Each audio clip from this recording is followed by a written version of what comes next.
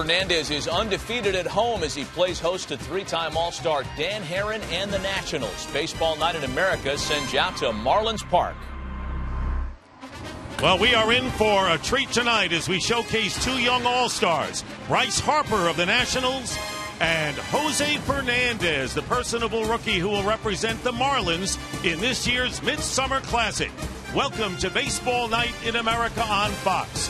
From Marlins Park, it's the Nationals and the Marlins, who may be in last place, but over the last 5 weeks have one of the better records in the big leagues. Meanwhile, the Nationals come in 6.5 behind the Braves, who won earlier. Welcome, everyone. Dick Stockton along with FP Santangelo, and we have a matchup that's worth the price of admission. Can you imagine a pair of 20-year-olds? Yes, youth is going to be served tonight. Well, yeah, that's the matchup everybody wants to see. Jose Fernandez versus Bryce Harper. Jose Fernandez is the 5th youngest pitcher to ever be selected to an All-Star game. And when you talk about this guy, he has fun playing baseball, but super intense when he's between the lines. 96, 97 mile-an-hour fastball, great slider.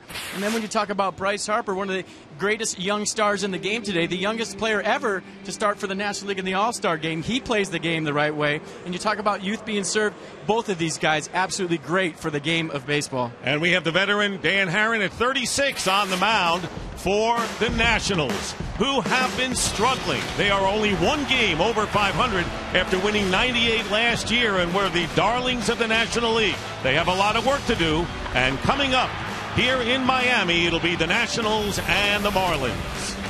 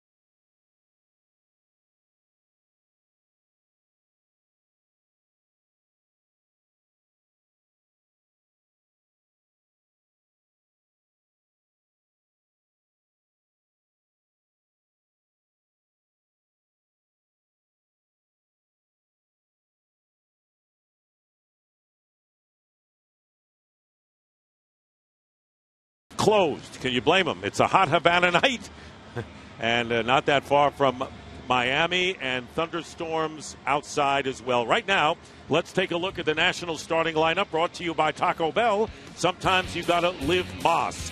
Denard Span will be in center field. Ian Desmond is the shortstop. Bryce Harper batting third in left field, and Ryan Zimmerman at third base hitting cleanup. Adam LaRoche is at first base. Jason Worth is the right fielder. Steve Lombardozzi is at second base. Wilson Ramos behind the plate. And on the mound, Dan Herron for the Nationals, facing Jose Fernandez, who is undefeated in 8 home starts with an ERA of 1.47.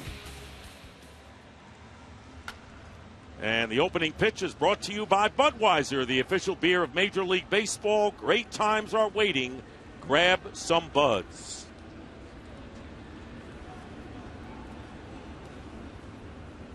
So Fernandez coming in with a 5-5 record, but an impressive 2.83 earned run average. Yeah, last time out tied a career high with 4 walks against the Cardinals on the 7th. Went 6 innings, gave up 3 runs on 4 hits, struck out 5.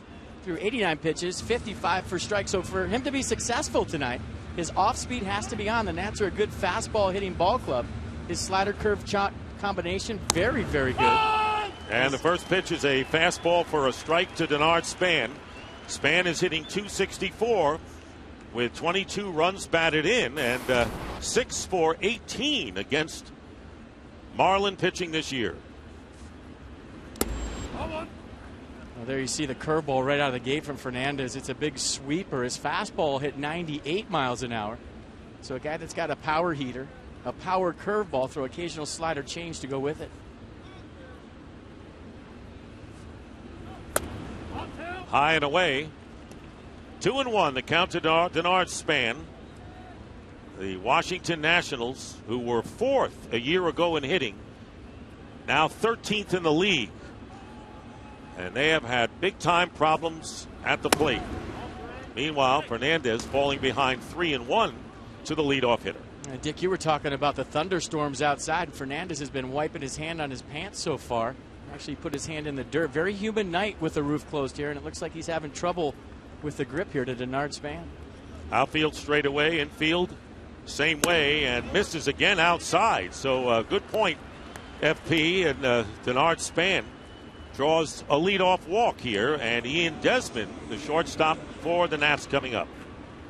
And you might be wondering, well, how you combat that thing in the dugout? If you get to the dugout, they'll have ammonia towels where they rub on your arm to where it'll decrease the sweat on your hand. But you watch him right now, rubbing that hand on the leg. I mean, we could feel it up here in the booth. It's steamy in here. My pitchers are getting out high and away as well. You just dropped your pen, I saw. Here's Ian Desmond, hitting .284 with 15 homers and 49 runs batted in. Swing and a miss on the pitch up in the zone, and then the fans' vote came up 4th out of 5.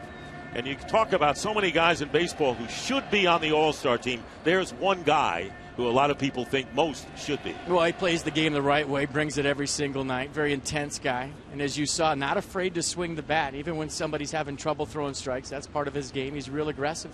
Good lead by Span, who has to dive back. He has 10 stolen bases in 13 tries, as the Nationals are 8th in stolen bases in the league.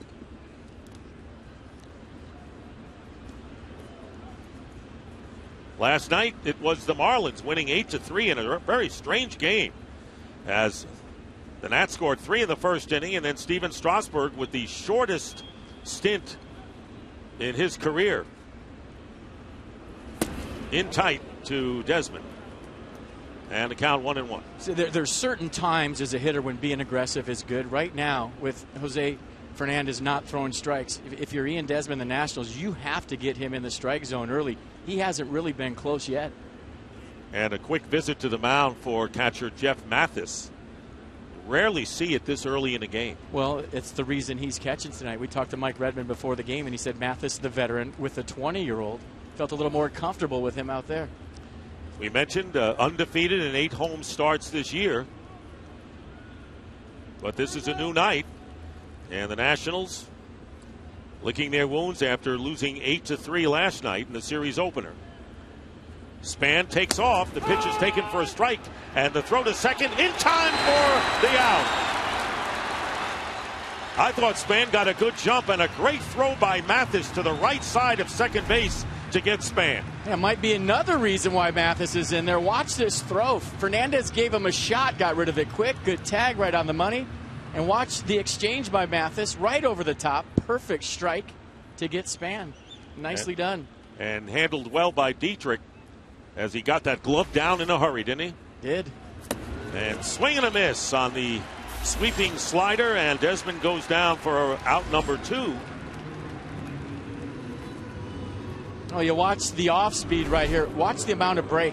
I mean, this starts right over the plate. Desmond sees fastball and breaks right into the chalk in the left-hander's batter's box. Good pitch.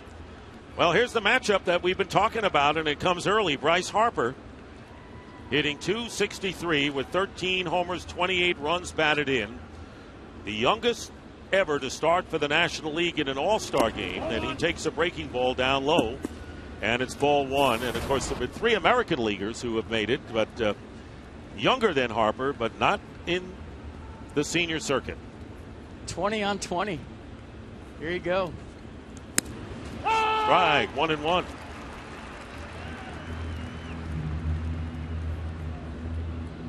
Harper was out 31 games with bursitis problems, and then an injury to his left knee had him sidelined. Misses, and the count now. It's 2-1. So quiet in here, you could hear Hunter Windlestat say, no, that's outside. And you can also hear the rain against the window pane from the outfield. He's explaining the ball and where it's at. I like it. 2 balls, 2 strikes as Harper fouls it back. If you remember last year, Bryce Harper was in that final vote online deal. Didn't get in the game, but there was an injury to where he was finally named to the All-Star team. So back-to-back All-Star appearances for the 20-year-old Bryce Harper. National League Rookie of the Year a season ago. And the Nationals are 31-24 when he starts a game. So that's 7 over 500 as opposed to under 500 when he is not in there. So obviously, and you got to think that Bryce Harper has to set the tone in the second half. Well, he's the energy. He's the guy that makes this ball club go. 2-2 pitch and a ground ball. Shortstop Echeverria makes the play in perfect position, and the inning is over. There was a walk, and Span was caught stealing. The Nationals don't score, and the Marlins coming up in the first.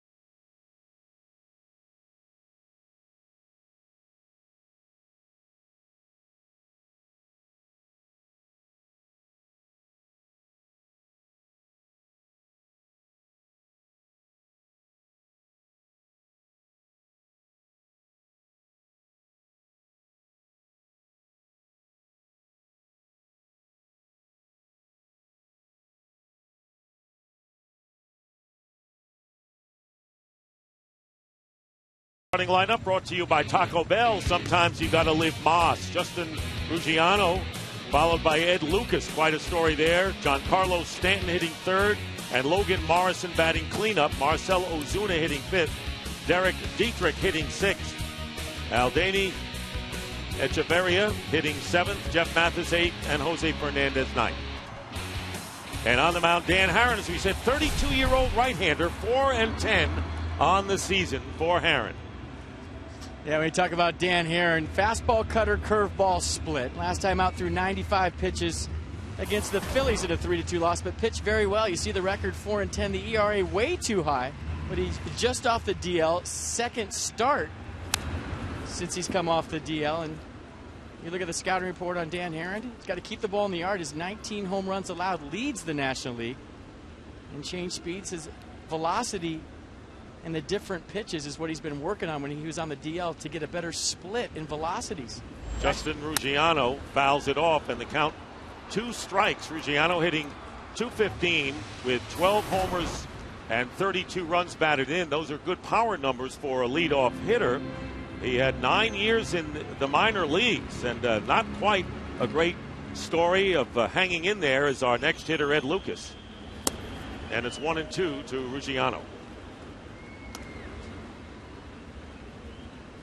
So Herron's been tinkering with the grip on his split-fingered changeup, widening the grip on the ball to try to get it to be slower, so there's a differential between his fastball and his split. Fair ball, backhanded at third by Ryan Zimmerman, and Ruggiano has retired 1 out. And here's a great story. 31-year-old Ed Lucas played 10 years in the minor leagues, has not only come up to the big leagues, but he has made some sparkling plays in the field, hitting .282 so far, and Lucas has been a great story for the Marlins. And look at the stops he's been at. You were at some of those. 924 games, 3,700 plus at-bats. Just a great story, and a guy you just can't help but root for. And when you talk to him about what he's experienced and how the big leagues have been, he said he just can't believe how much opportunity at the highest level you have to be better with the cages, the travel, the food, wow, the video at your disposal. A lot of bus rides. But the difference between the minors and the majors, he said, is he just has such a chance to become a better baseball player because of the amenities alone here at the highest level. Made some dazzling plays and was the Ivy League Player of the Year at Dartmouth. Originally drafted by the Royals. And there's a pitch that just misses outside. And the count is 1-2 to Ed Lucas with Giancarlo Stanton. There you see him waiting on deck for Miami.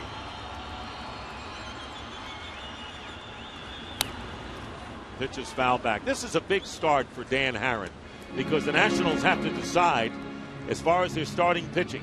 Can Herron and Detweiler, who's going to be coming off the DL, handle things, or do they have to go out and make an acquisition? Well, it's something they do have to decide. In the first 3 guys, Gonzalez, Zimmerman, and Strasburg, has been as expected. The 4th and 5th starters, not so much. And Dan Herron trying to right the ship.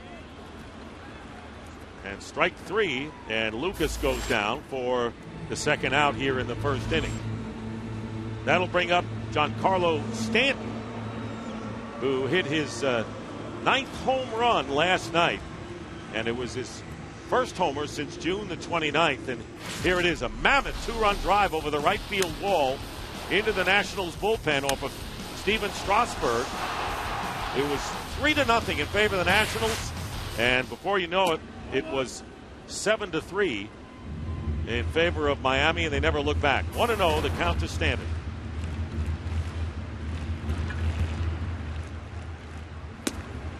You see what Herron's trying to do to Stanton right here. Last night, that pitch we just showed from Strasburg, a fastball in the outer half. And after that, Stanton didn't see a fastball the rest of the night. It was slider, slider, slider on the black, and he had trouble handling it.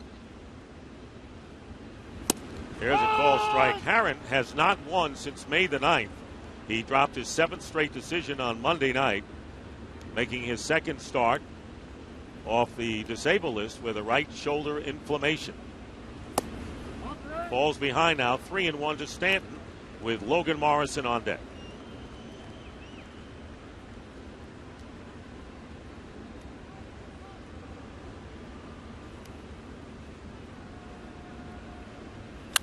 Line drive, base hit, grounded into right field by Stanton, going with the pitch. So the first hit of the game, first base runner for the Marlins. And that'll bring up Logan Morrison. Right now, Giancarlo Stanton's at first base thinking, if I could have got this ball elevated, I would have had a home run just like last night. But the pitch by Herron, just a little cutter on the black, and look at the extension, the swing going with the pitch. And I don't know if anybody hits a harder ground ball in baseball than Giancarlo Stanton. That ball was crushed. He was an all-star last year.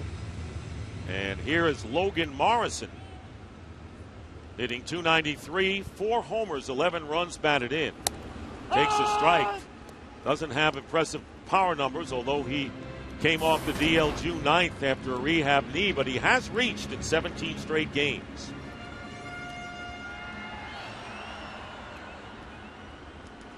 Short lead by Stanton, held on by Adam LaRoche. And it's 1-1. Marlins come in 34-57.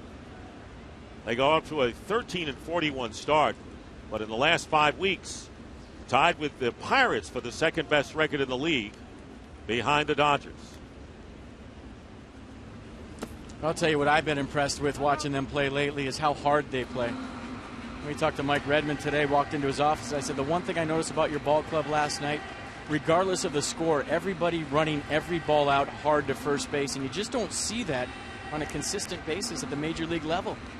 I mean, it's impressive. It's a direct reflection of their manager, and that's exactly the way Mike Redmond played the game. Foul tipped into the glove of Ramos. 2 balls and 2 strikes. And, of course, he knows what that's all about. You know, he was part of a world championship team, but also a 108-loss team. So he knows how to handle kids that are trying to avoid the mistakes or not make the same ones twice. He's doing a good job with this ball club.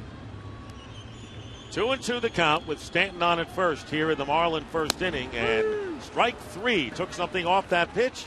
So Herron strikes 2, 1 hit and 1 left, and it'll be Ryan Zimmerman leading off for the Nationals when we go to that second inning.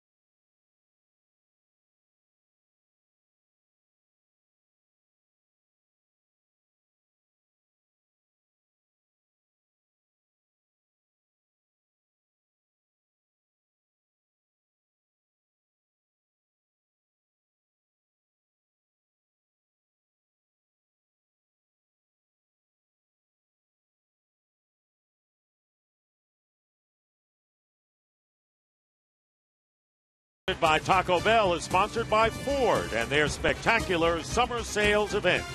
And by Taco Bell, sometimes you gotta live Moss. Nationals in the second inning, Ryan Zimmerman leading off against Jose Fernandez, takes a call strike. Zimmerman batting .271 with 11 homers and 51 runs batted in.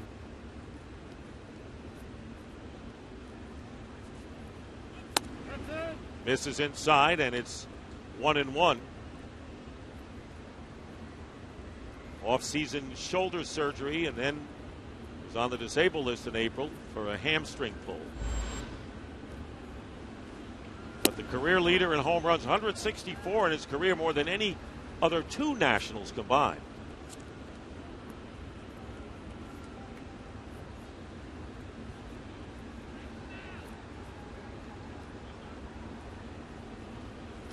And a line drive, base hit to center field. Ryan Zimmerman with the first hit of the game for the Nationals. And that will bring up Adam LaRoche, the veteran first baseman. And here's a look at the Ford keys to the game. The Nats score 5 runs, or 36-2. That is the second best record, the major leagues, with 5 runs or more. And the Marlins Way better in the day than at night. They score 4 runs on average during the day, only 2 runs on average during the night. That's the biggest difference in the big leagues. And you'd think with South Beach here, it'd be the other way around. Here's Adam LaRoche hitting .249, 13 homers and 43 runs batted in. It's not so much in the early innings for the Nationals, FP. They had 3 hits in the final 8 innings in the finale when they lost 3 out of 4 to the Phillies. Only 4 hits in the final 8 innings last night. Yeah, they scored those 3 runs early against Evaldi, and then that was it. Kind of shut it down after that. And they've kind of had the up by 3 runs, game over, down by 3 runs, game over mentality all season long. It's something you didn't see in this ball club on a consistent basis last year. They were up by 3. They want to make it up by 8. If they were down by 3, they got back into a ball game. It hasn't happened yet this year for them. 2 balls and a strike to Adam LaRoche. This is a club that, of course, might have had somewhat of an excuse when Harper and Worth were out earlier as far as scoring runs, but this is a healthy team right now.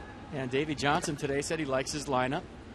There's been better at-bats, more consistency of late.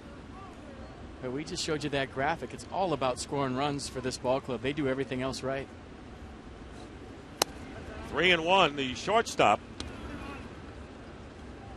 Echeverria is playing practically behind second base. Well, a shift like that on Adam LaRoche all the time. It's kind of a modified shift. He'll see 3 infielders on the right side a lot.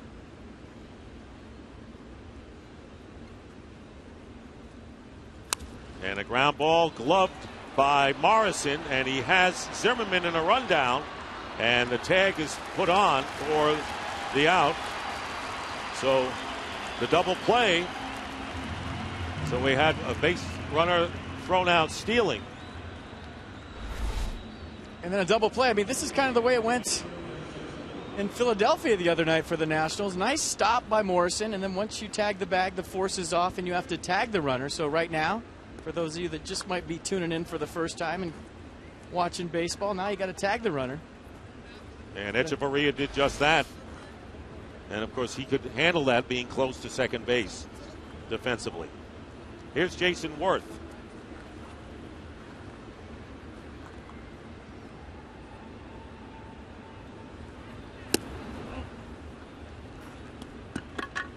One and 0 to Worth, who's batting .298, 10 homers and 32 runs driven in this week, going against his ex-team, the Phillies.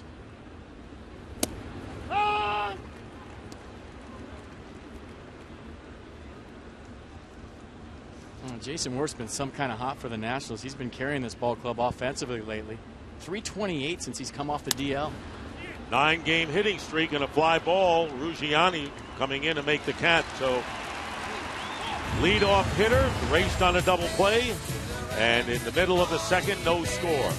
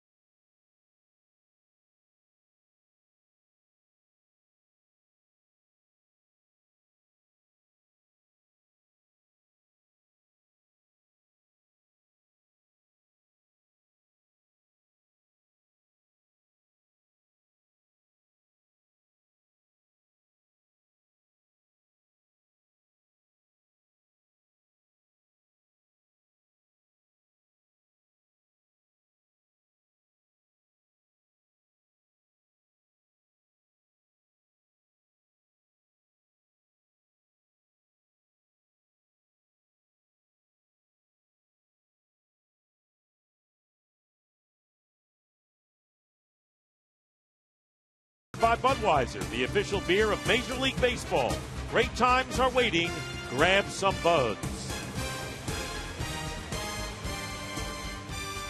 Marlins coming up in the second inning, and Marcell Ozuna, who broke an 0 for 15 slump with a 3-run triple in the first inning last night, and there are impressive rookie ranks for Ozuna.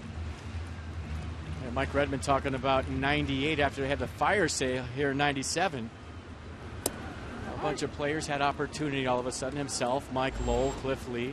And we asked him what guys reminded him of the same here this year. Guys taking advantage of opportunity at the highest level, and he said Marcell Ozuna was the first name out of his mouth. Yeah, Dietrich and Echeverria, who are the other two hitters to come up behind Ozuna here in the second inning. 1 ball and 1 strike to Ozuna, who's hitting .273, 3 homers, 32 runs batted in. And Herron, it's ahead of him now, 1 ball and 2 strikes.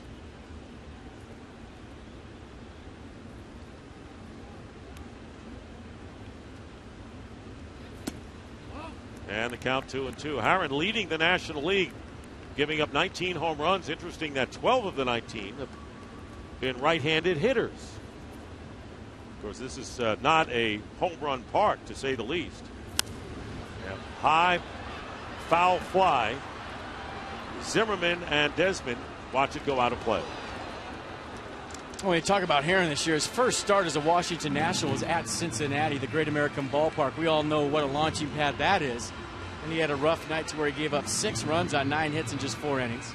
But you would think with this ballpark here tonight, the stingiest ballpark giving up home runs in the big league, just 1.24 so far this year, that it would give him a little bit more confidence out there to pound the strike zone on a consistent basis. You don't have to be so fine. 2-2 to Ozuna. Fouls it out of play. In fact, the Marlins, who have hit only 19 home runs here, and that's the fewest in the major leagues for any home team. So there you go. Just pound the strike zone. Let your defense play behind you. On both sides, really.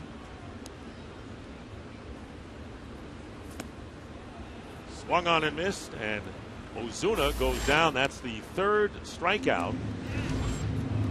Well, let's go around Marlins Park and take a look at the Fox Sports 1 fan cam, where we see fans who are excited about America's new sports network. It's coming soon. Fox Sports 1. Coming your way August 17th. 1 out to Derek Dietrich.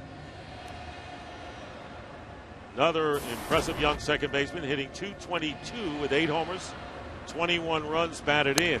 Strike on the outside corner. Dan Herron's split tonight has been nice so far. 3 strikeouts already. It's dropping off the table. Down low.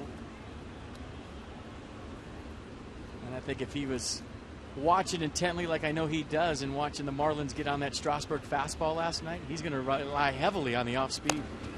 Swinging bunt, and Herron is there and throws out Dietrich for the second out. And that will bring up Echeverria. Talk about an impressive young player, the shortstop.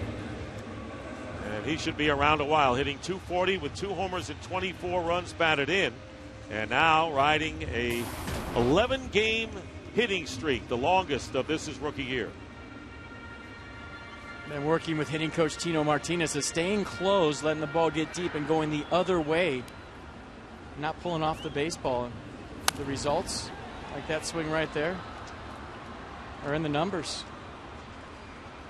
There's Tino Martinez, one of the outstanding hitters throughout baseball. Yankees and Mariners, among others, and he is the hitting coach, doing a great job here. That pitch is outside, and it's 1-1 to Echeverria. They knew he had the glove, and he has been an outstanding defensive shortstop, but he's really starting to come alive at the plate as well. Pops this one up and out of play behind the Nationals dugout. I'll tell you what, as a former hitting coach in the minor leagues, at the major league level, sometimes there's not always a lot of instruction, but if you're Tino Martinez and you have a young ball club, that's fun. Now you get to work with young guys and mold them at the highest level every day. And he's working with the pitcher and making him a better hitter. Well, we'll show a lot of Jose Fernandez in the dugout tonight. He's a guy that You wouldn't even know if he's pitching on his day. Loves to have fun between innings in that dugout. 2 balls and 2 strikes to Echeverria. Marlins coming in 18 games, now 18 and a half behind Atlanta and 7 behind the New York Mets.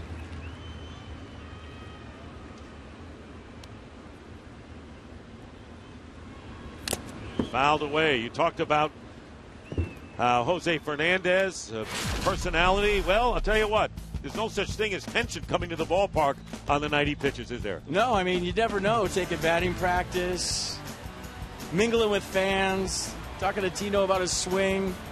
Guy that loves the game, and we'll get into his story a little bit here. I mean, it's a story that you could make a movie about, how he came to America and what he's gone through, especially at a young age. Just a remarkable kid, and you show all that stuff, Dick, and once he gets between the lines, he's intense as anybody.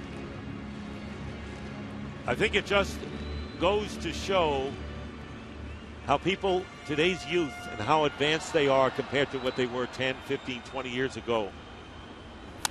Well, there's a lot of guys that aren't good enough to be able to have fun throughout the course of a game. You know, they have to have the blinders on, the game face on, and it's hard to smile when you're out there competing, but with what Jose Fernandez has been through, I mean, every day, a big league baseball game, 20 years old, not a problem. Full count with 2 out to Echeverria here in the Marlins' second inning. And he strikes out on a Herron fastball. Herron, off to a good start, has struck out 4 in the first 2 innings.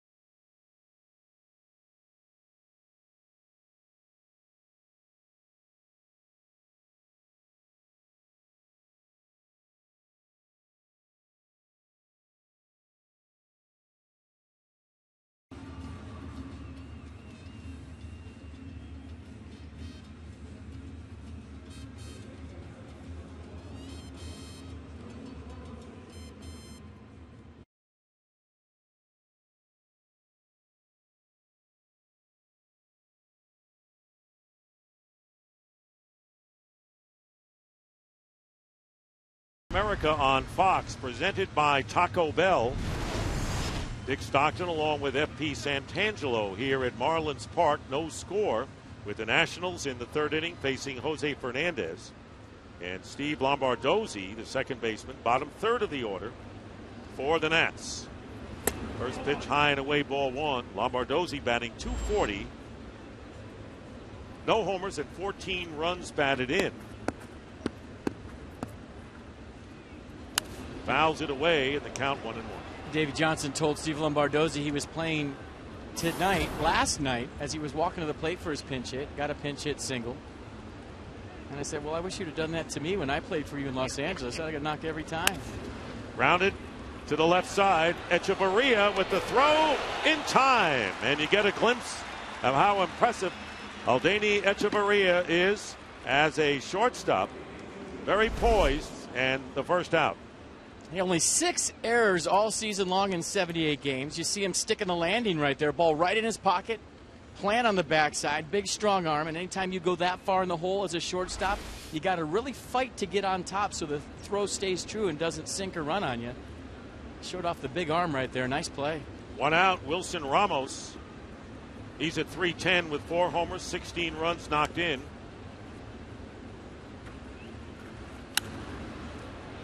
Popped up Logan Morrison, and it's about 4 rows in. So Jose Fernandez, who is the Marlins representative, youngest pitcher in the majors, 20-year-old native of Cuba.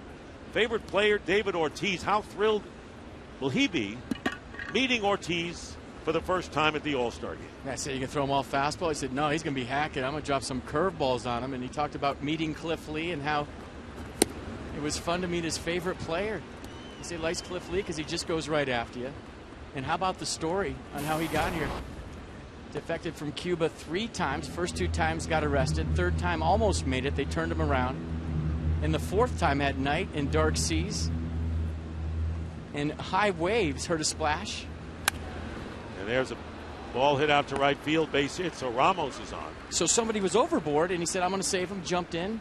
It was his mom. Lo and behold, yes. Yes, they made it to Mexico, stayed in Mexico for about 30 days or so, and then flew to Miami, and the rest is history. This is all when he was 15 years old. Spent time in prison in the first 3 attempts, and you know, you said you could make a movie.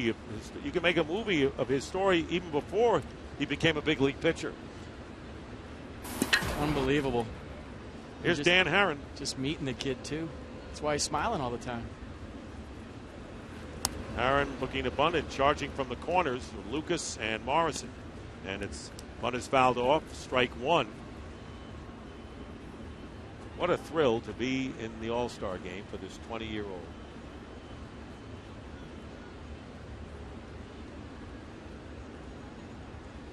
Fifth youngest pitcher ever.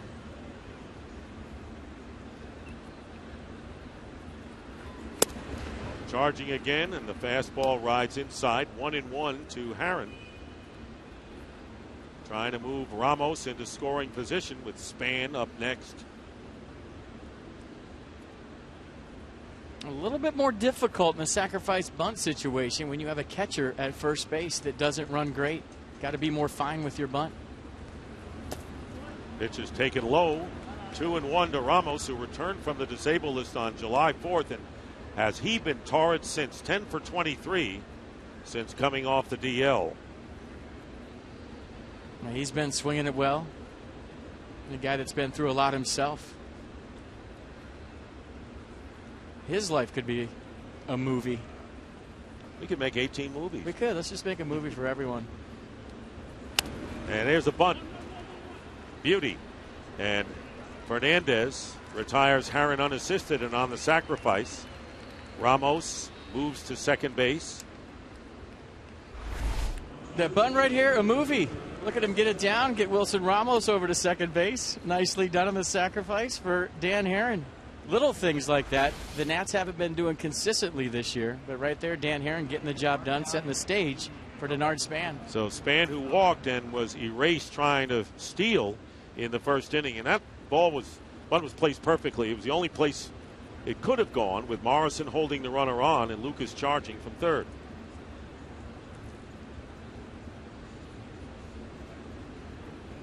So the Nationals have a runner in scoring position.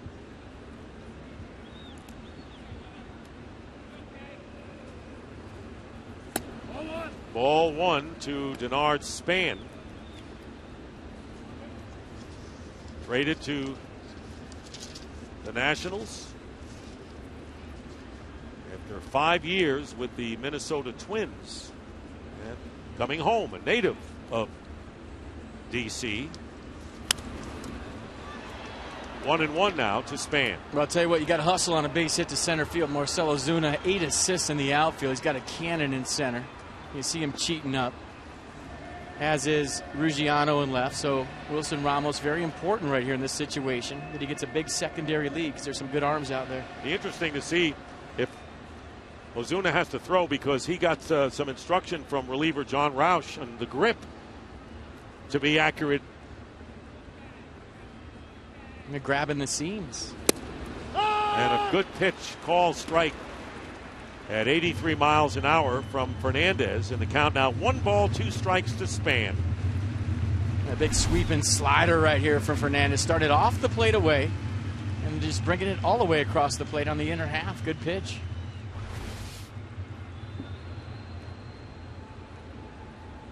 Ramos, single to right with 1 out, was sacrificed. Nationals trying to get on the board here in the 3rd inning against the Marlins in their attempt to even this series at 1 apiece. Foul ball off to the right. Interesting matchup of these managers. We got Davey Johnson, who's it's age 70, who's the oldest manager in the big leagues, who played in 3 All-Star games before Mike Redmond was born.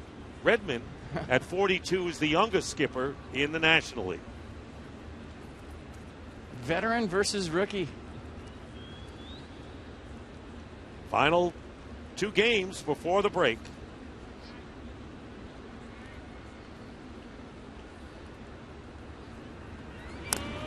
Just staying alive is Span, and it remains 1-2. And Davey Johnson, part of Bruce Bochy's all-star staff. They'll be heading to Citi Field in a couple of days.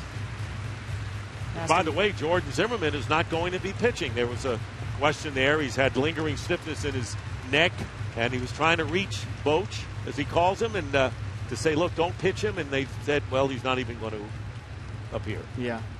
He was asked what his main job is going to be for Bruce Bochy. He said, well, it's between me and Terry Collins for who gets him his coffee. 1 ball, 2 strikes. Good at bat for Denard Span. Down 1-2. Here are the starters for the National League.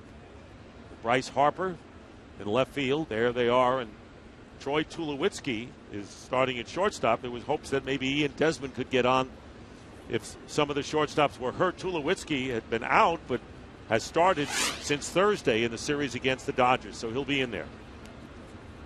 Coverage will begin at 7:30 on Fox on Tuesday night. Breaking ball. Span really making Jose Fernandez work here in this 3rd inning. A pretty good battle going on right here between these two right now. Fernandez blowing on his hand. We talked about how he's rubbing his hand in the dirt and sweating a lot. They didn't have rosin bags in Cuba, so he's never really used one. So he uses his pants, the dirt, and whatever to keep his hand dry. Yeah, there's a rosin bag. You don't need that. Ramos can stretch his lead at second base, with Echeverria now playing more toward the hole. Or you can just blow on your hand. Forget the dirt in your pants. Much cleaner proposition, yeah, to say the least. You see his right leg right there. That's what he's been going to keep his hand dry. Another foul ball. So 8 pitches thrown by Fernandez to Denard Span. Take a look at the American League starters, and you know the winner of this game will provide home field advantage in the World Series for whatever league gets in. Cabrera and Davis. How about the power in the corners in the infield for that group?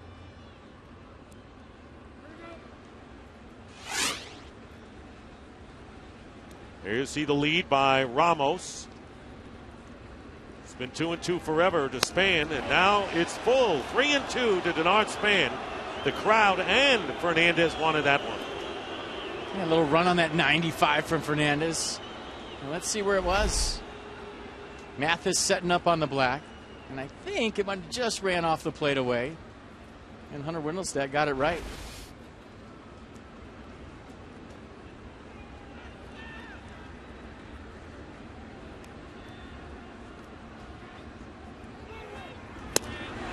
Ball 4, misses outside. That pitch just about where the last one was, and Span walks for the second time in the game, and runners now at first and second. Well, I think this one was a little bit farther off than the last one. Look where this one ends up. That's in the right-handed batter's box. Mathis tries to frame it, but the ball obviously away, and it almost seemed like that entire sequence that Fernandez wanted Ian Desmond on deck. Now he's got him. So Desmond, who struck out his first time up,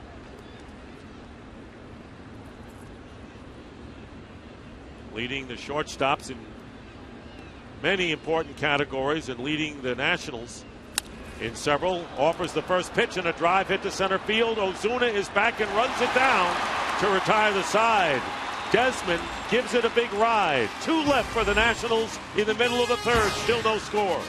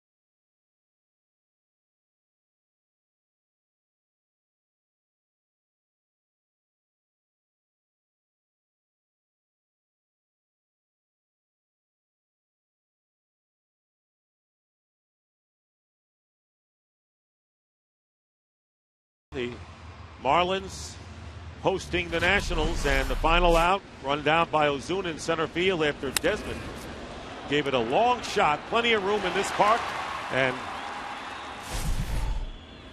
the reaction by Fernandez. Pop up, foul territory, and reaching in, and both Zimmerman and Desmond out of play. Billy, the Marlin could have killed them right there with his.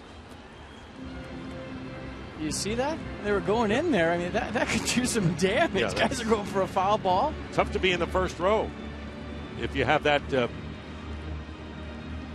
weapon. Billy, get out of the way. You're going to shish kebab somebody. Hey, that's dangerous. What are you doing? Jeff Mathis taking a ball, 1 strike, and he had 2. He could have gotten 2 with 1 shot. I mean, you could put an eye out with that thing if he'd have turned his head the other way. Close. And, you know, in a lot of ways, it's not a laughing matter when you consider what could have happened. You're right. Mathis hitting 163, 2 homers and 18 runs batted in. Missed the first 6 weeks with a broken collarbone, suffered in an exhibition game. And there's a drive hit to right field. It's going to drop in front of Worth for a single. So Mathis with a leadoff hit. Second hit of the game. And right now, let's go to Matt Vasgersian at the MLB Network studios for a game break. Well, Dick, the White Sox and Phillies were rained out yesterday. First of 2 today. Top of the 11th, and Alexi Ramirez doubles in the go-ahead run. Chicago denies Philly getting back to 500 for the first time in over a month. Dick, back to you and FP in Miami. Very much. And of course, a break for the Nationals, who came in just one game ahead of the Phillies. Now a game and a half, and the bunt attempt by Fernandez is missed for strike one. So the Braves winning 5-2. Mike Minor winning his 9th game of the season, setting the Nationals behind them 6.5 games. The most that the Nationals have been behind the Braves have been 8 this year, and the Braves, of course, started off 12-1. Well, the Braves are playing good baseball. I had a scout tell me the other day that he thought the Los Angeles Dodgers were the best team not only in the National League but in baseball. How about that? They were way at the bottom. Of course, they picked up Ricky Nolasco last week, long-time Marlin, to strengthen their pitching staff for 3 young pitchers. There's a perfect sacrifice bunt by Fernandez. Mathis moves to second, and there's one out here in the 3rd inning. Yeah, nicely done, helping himself out, a lot like Dan Herron. Same spot, killed it nicely. Had a little better runner at first base in Mathis. LaRoche checking second first and then getting the out. Nice bunt right here, good technique. And his Supermo makes anything look good, even a bunt. That's a great way to use that Supermo too, because it shows the dexterity and the soft hands of the pitcher here, laying it down perfectly. Here's Ruggiano, who takes ball 1. Justin Ruggiano grounded to third his first time up. So the Marlins have a runner in scoring position. First time in the game for them. 2-0 now to the Marlins left fielder. When Dan Herron gets in trouble, he's up with everything. He's a guy that can't come over the heart of the plate anymore like he used to. But tonight so far he's been down in a way, hitting his spots. Fastball and a strike. This is the 7th career start against the Marlins for Herron. 1-4 is his record.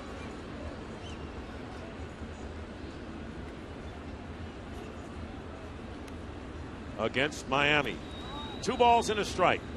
Mathis, the runner at second. Breaking ball misses. So with Ed Lucas on deck, the count to Ruggiano is 3-1.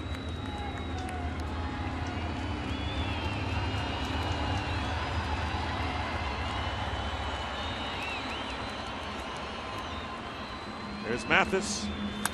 Fastball back on the screen, fouled. So a full count now to Ruggiano with Ed Lucas on deck. Dan Herron usually follows up a fastball away with a cut fastball that starts on the outer half and breaks off. He doesn't necessarily have to give in right here with first base open and a 3-2 count. And a foul tip into Ramos's glove, and Ruggiano goes down. That is the 5th strikeout of the game, and there are 2 down. Well, next week on Fox Saturday Baseball, it's baseball's premier rivalry as Robinson Cano and the Yankees look to gain ground on the division-leading Red Sox, or the White Sox host the NL East leading Braves in an interleague matchup.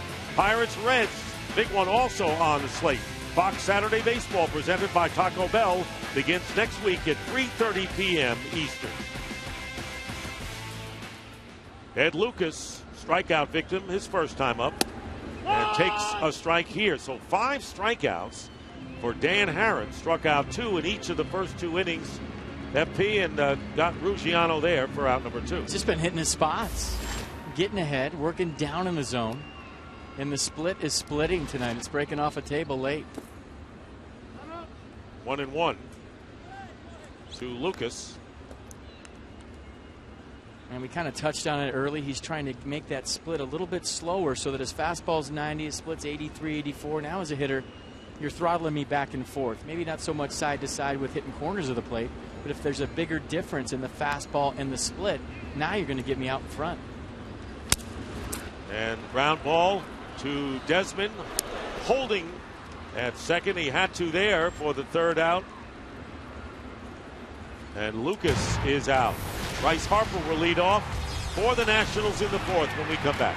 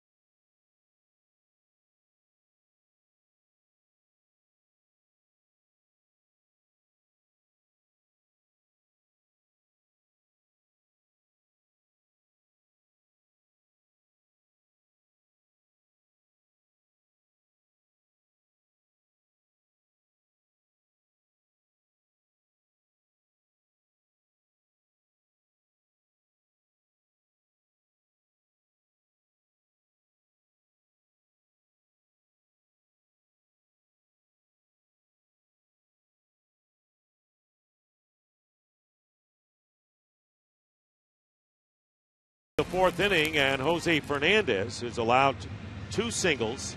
He has walked 2 and struck out 1, and will be facing Bryce Harper. That has been our marquee matchup, FP Santangelo. Harper grounded to short his first time. Yeah, first round goes to Jose Fernandez, and here we go with round 2 of 20 versus 20. Breaking ball, and it's 1-0 to Harper.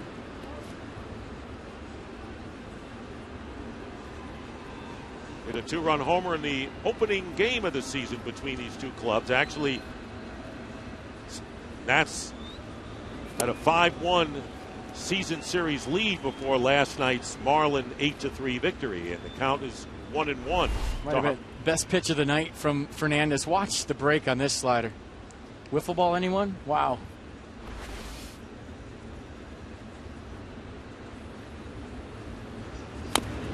Another good pitch, and Harper fouls it back.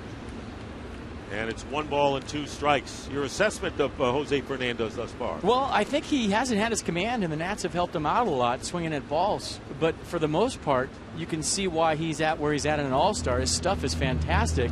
He just hasn't really nailed down the strike zone consistently yet, but he's made some big pitches.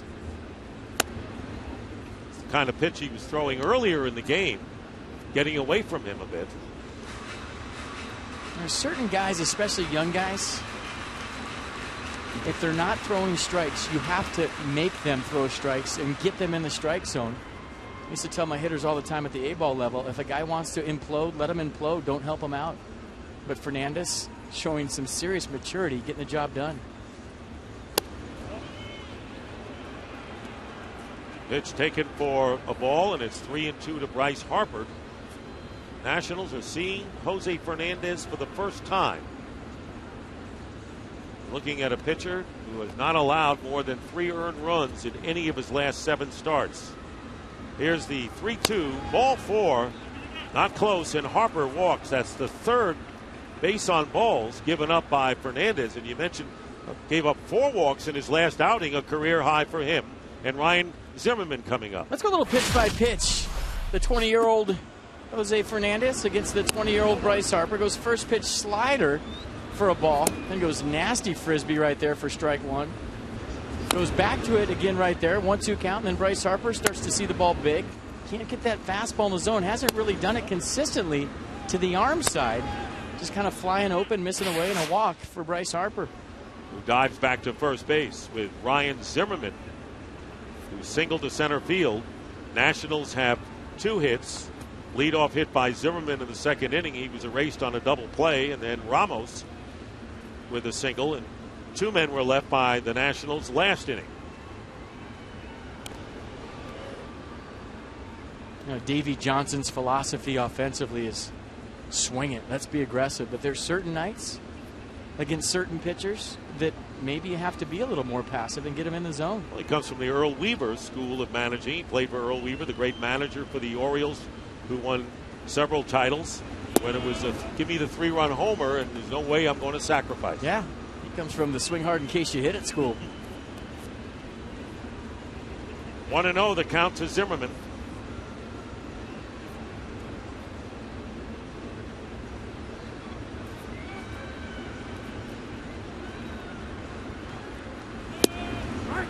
Good fastball on the inside corner. 1 ball, 1 strike.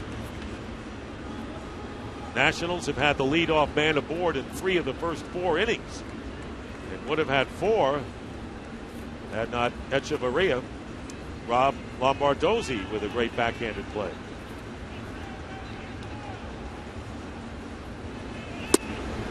Two and 1.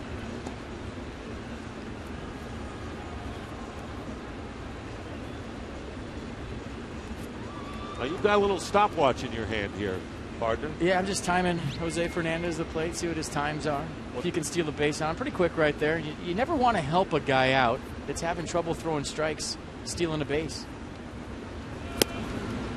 Swing and a miss, 81 miles an hour, so good change of speeds there for the 20-year-old. That's a curveball right there for Fernandez. Good pitch. Zimmerman betting 2-1 fastball. What does he get? The 2-1 curve, late breaker, pulls off it. Nice pitch. 2-2 to Zimmerman with Adam LaRoche waiting on deck for Washington.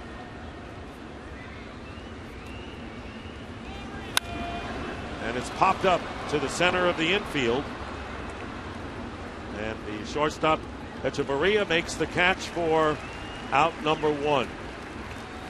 Jose Fernandez, as you've mentioned, the 5th youngest pitcher ever to make the All-Star team. And look at the people that he joins. Gooden, Feller, Catfish Hunter, Jerry Walker, who was an impressive rookie with the Orioles at 59, Fernando Valenzuela, and 20 years.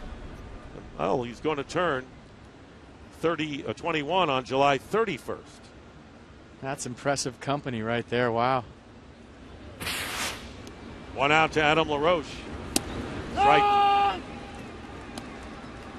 LaRoche bounced into a double play, actually grounded to Morrison, who stepped on the bag, and they had Zimmerman in a rundown. And Echeverria putting on the tag to end that possible threat by the Nats in the 2nd inning. 1 out, Harper with the leadoff walk. And a pop foul. Make sure the mascot's nowhere there. And reaching in is Ed Lucas. I guess when the Marlin goes in there, he stays away, huh?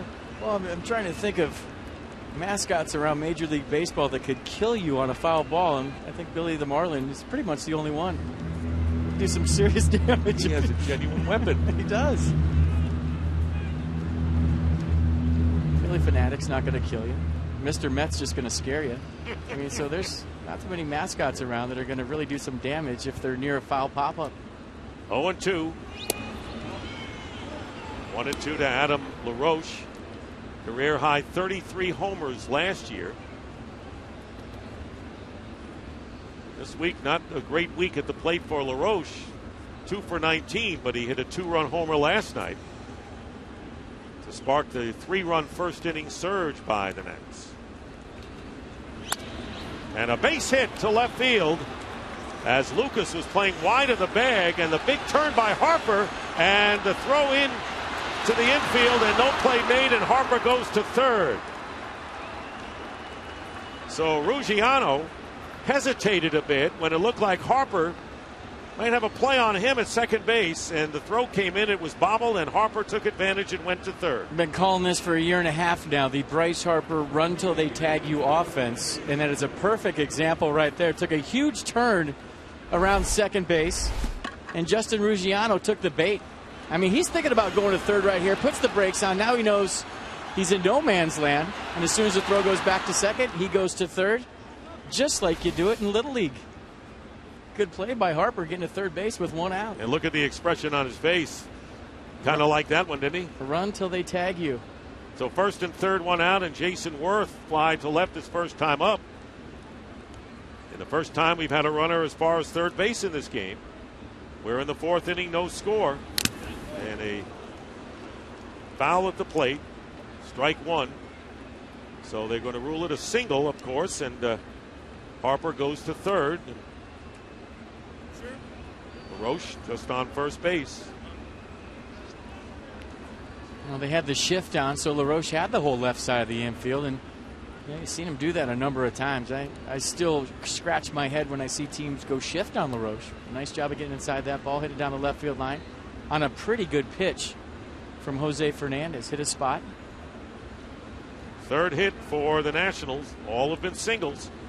They have a threat going with first and third, and Worth, who's knocked in 32 runs, looking to drive Harper in for the lead. Fastball and a strike at 97 miles an hour. Boy, the good ones turn it up with runners in scoring position. Look at Fernandez right here, 97 miles an hour on the black. Probably his best pitch of the night. Perfectly located fastball, upper 90s. Hit that glove. Nice pitch. 15 of Fernandez's pitches have been at least 95 miles per hour. 2 strikes to Jason Worth. Up and in, 1-2. On a waste pitch to the right fielder. A waste pitch, but served a purpose. Now the outer half is open for Fernandez if he wants it. Watch him buzz the tower right here. Gets underneath the 95, right up around Jason Worth's head. Now you'd think the outer half is open with that big sweeping slider or curveball if he throws it away. That's what he gives him. It lays off, does Worth. And the count, 2 balls and 2 strikes. So you called it, and now what does he come back to with Worth? Might come back inside if you want, but he's looking for a ground ball. So a well-located 2-seam fastball down the zone in the inner half might play, but it's a hot hitter at the plate. It's the Nationals' hottest hitter, Jason Worth. 9-game hitting streak for Worth. 2-2 pitch, fly ball center field. Ozuna, remember, has 8 outfield assists. And here comes Harper. Here comes the throw. And it's going to be not in time. The ball off the glove of Mathis, and Harper will score. It looked like the ball had gotten there in time. It would have been a tough play for Mathis to grab it and tag, but he had the plate blocked out. A great throw by Ozuna, but the Nationals have taken a 1-0 lead. Well, if you thought Bryce Harper wasn't tagging on the shallow ball from Jason Worth, you haven't seen the Nationals play yet. And watch the throw by Ozuna. You talk about a bazooka, right on the money. Perfect hop for Mathis. And in Jeff Mathis' defense, he knew Bryce Harper was coming. And folks, that's how you play the game. Good old-fashioned country hardball right there. Bryce Harper meet Jeff Mathis. And that's what this game is all about, those kind of plays. So Harper, who got to third because of an alert base running situation, now comes in strong on Mathis, calls time and goes to the mound. So Worth with an RBI, his 33rd RBI of the season, and going to second was LaRoche. So Marcell Ozuna. Well, we talked about the cannon. Here it is. Watch this throw, one-hop seed. Thanks for coming. How about this one down the right field line at Citi Field? Perfectly placed. Daniel Murphy out at home. And how about this bazooka? A one-hop shot right there. I mean, he did his job right there. And even Jeff Mathis, that's a tough play for him with Bryce Harper bearing down on you. But that's the way the game is played. You play hard. Everybody did everything right there. And that's what the game's all about. So Ozuna, who is third in the National League with 8 outfield assists, came close to getting number 9 right there. And you're right about Mathis, because he has to concentrate on getting the ball, block the plate, and make the tag. Yeah, all in a split second. Yeah, with a truck coming at him and Bryce Harper. Steve Lombardozzi taking outside, and the count 1 ball and 1 strike to Lombardozzi, who was robbed of a hit by Echevarria leading off last inning. So LaRoche, who singled, went to second on the throw to the plate. There's a breaking ball for a call, strike 2, 1-2.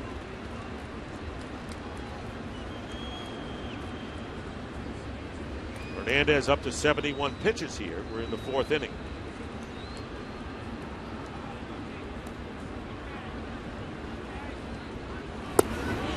Check swing, they appeal, went around, said Jerry Lane, the crew chief, and that will be a strikeout, and that will end the inning, but not before the Nationals get on the board and score.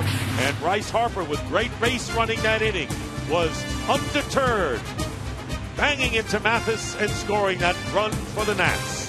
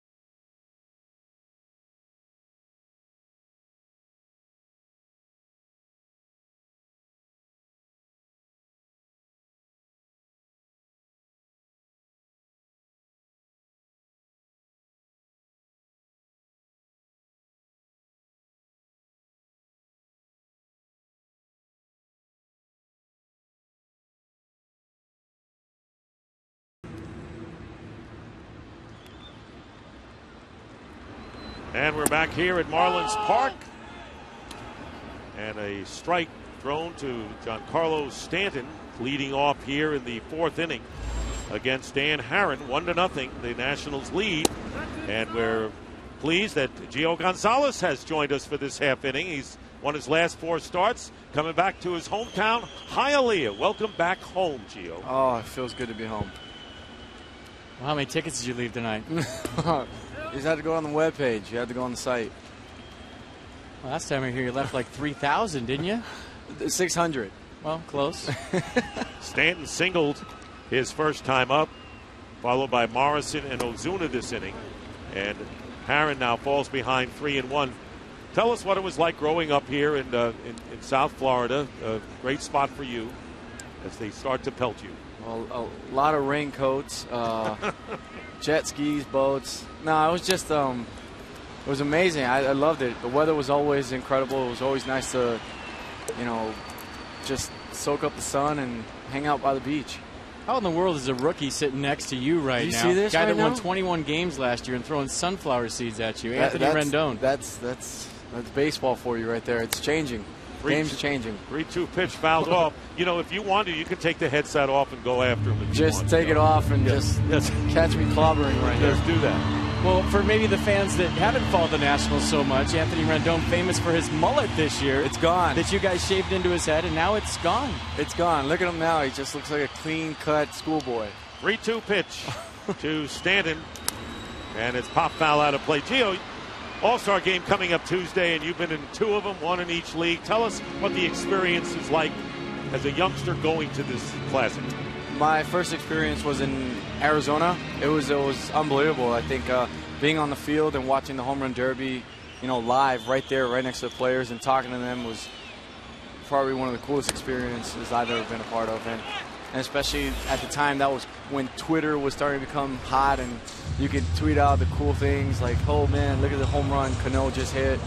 And I remember my brother was in the dugout with Cano when Cano was up for his final AB, and I guess Gonzi told him a couple of words of wisdom and said, "Hey, I feel you're going to win this." And they show it too. My brother in the batting cages with him, and then next thing you know, he ends up winning the home run derby. Stanton struck out, and the 6th strikeout for Herron. Here's Logan Morrison, a strikeout victim his first time up, and he takes ball 1. Who were some of the players you always wanted to meet that you had a chance to finally greet there? Every Marlin player in baseball. it was this team I grew up watching. Even when I see Intentional Talk and Kevin Lard, and you got guys like that, Bobby Bonilla, they all come in and say hi, and Josh Beckett, when I faced him, it was pretty cool. Guys that I grew up, Dontrell Willis. I mean, there's a lot of names that keep going, and one of the coolest guys I remember talking to a couple of years back was Alex Fernandez, who was unbelievable, and I still admire the guy for just being Alex Fernandez. Here is the 3-0 to Morrison, and it's down low, ball 4, so a 4-pitch walk, and the first walk of the game by Dan Herron. And Marcell Ozuna, who struck out, coming up. Gio, last year. What'd you say? I was just telling Anthony I'm going to drop him right here. We gave you permission, We said it was all right. The green light beat up a rookie. Yeah. All right. Well, you want to give him the headset? Hold on. Put him on there. Give him a Obviously, chance. he wants to be on TV. Uh-oh. Hello? Now they're going to throw things at you. So, yeah, put the headset on. Well, you got the day off, Anthony Rendon, for those of the viewers out there that don't know you. Ozuna with a fly ball to Worth in right field. I'm just trying to make Detweiler proud because he's not here. He was usually the one throwing seeds, dirt, cups. He might have thrown the cooler at him if he would have saw Gio out here. Well, you're going to get your treatment right now. Anthony, all's fair, It is. But I got ammo too, so I'm going to fire back. We're having some hijinks and some fun here. Derek Dietrich, who bounced out. Herron to first base, and he takes ball 1. 1 out, 2 out with Logan Morrison on at first base here in the 4th inning. It's great to have some of the good, young, bright, new faces in baseball on talking with us. Gio Gonzalez and Anthony Rendon, who's come up and made quite a splash. I'm still waiting on my invite to go to Gio's house. Well, maybe you'll get it while we're on the air because time is running out. Line drive center field, and Span makes the catch to retire the side. Thanks, guys, for being with us. Oh, thank you. Appreciate it. Thanks for nothing. We've completed 4. Rendon and Gonzalez having a blast.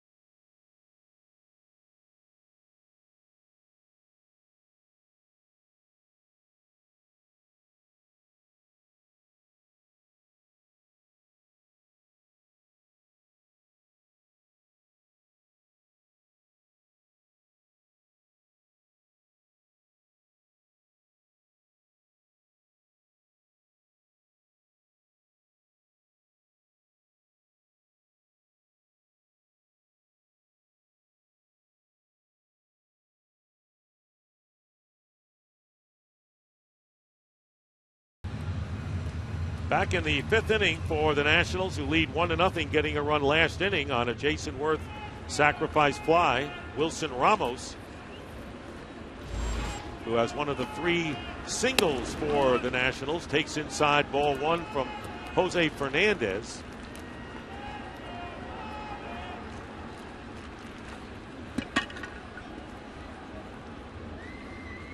Ramos coming over from the Twins in 2010 looks at a good breaking ball at 82 miles per hour. And it's 1-1. Ramos, the number 8 hitter, will be followed by Dan Herron, and then the top of the order in Denard Span. Goes all the way back. Fernandez dispatched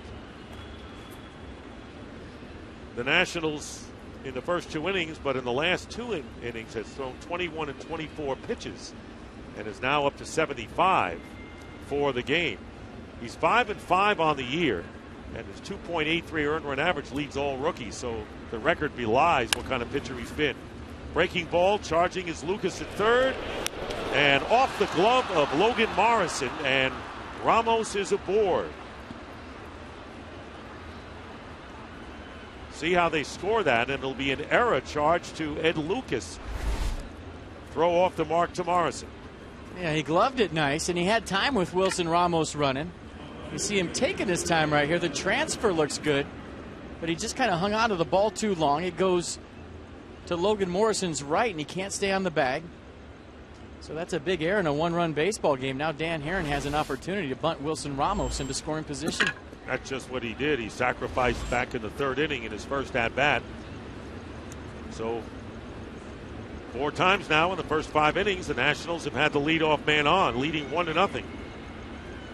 Charging is Lucas from third. Fastball is inside ball 1, and Morrison also coming in. We see where the corners are coming in. Sometimes the best place to bunt a ball is softly back to the pitcher. He can actually be the farthest guy away from you when the corners charge. Got to get good touch for that, though. Yeah, you just got to make the first bounce be in the dirt and right back to the pitcher. Aaron, and that's a pretty good bunt right there to Morrison, who applies the tag unassisted, and Ramos advances to second. So a similar scenario to the third inning. And a runner at second in the top of the order coming up. Well, right now, let's take a look at the Fox Sports 1 pitcher comparison presented by Fox Sports 1, America's new sports network, coming August 17th. Well, basically just a Bryce Harper base running show is the difference in this game. Both pitchers have been great. Dan Herron, 6 strikeouts, 1 walk. Jose Fernandez's command has been off, but he's made pitches when he's had to. That ball to Ozuna wasn't really deep enough for a sac fly. Bryce Harper just turned it into one, and that's the difference. Span has walked twice. Takes down low, ball 1.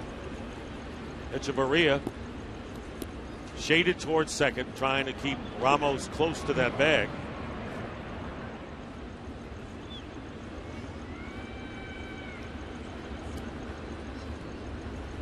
So Ramos at second, Span at the plate, 2 former Minnesota Twins. And slowly hit to the right side. Ramos will go to third as Span is retired. Dietrich to Morrison. So there are 2 down, and Ian Desmond will come to the plate with a runner at third, 2 out. He's 0 for 2.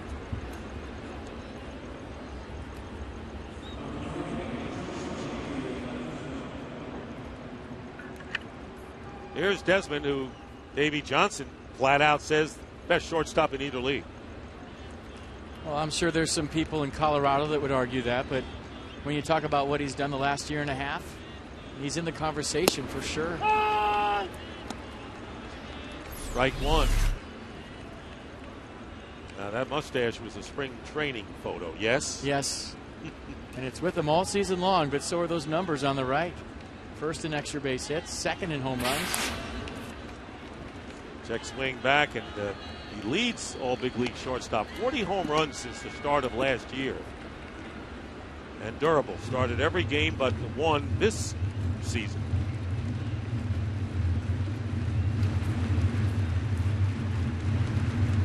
He's a guy that'll try to go the other way with 2 strikes, get inside the baseball.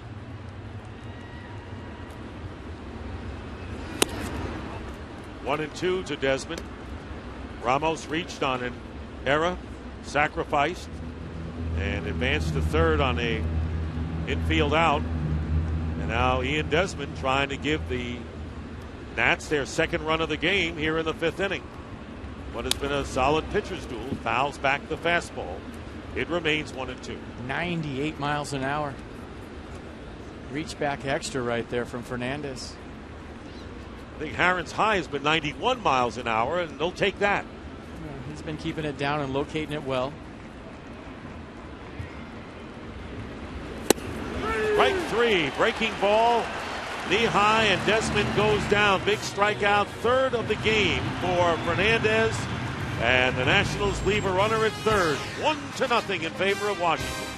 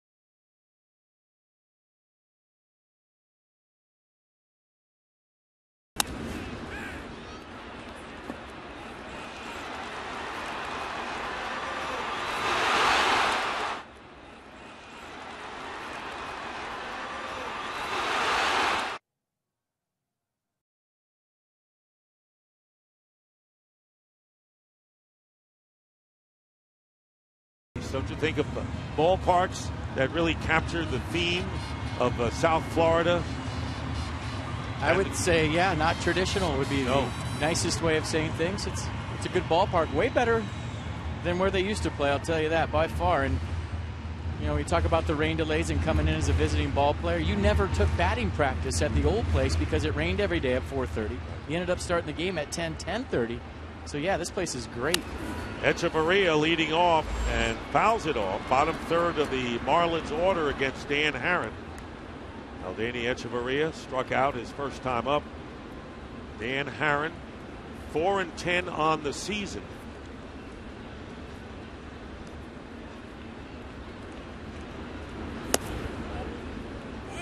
Pitch is down low.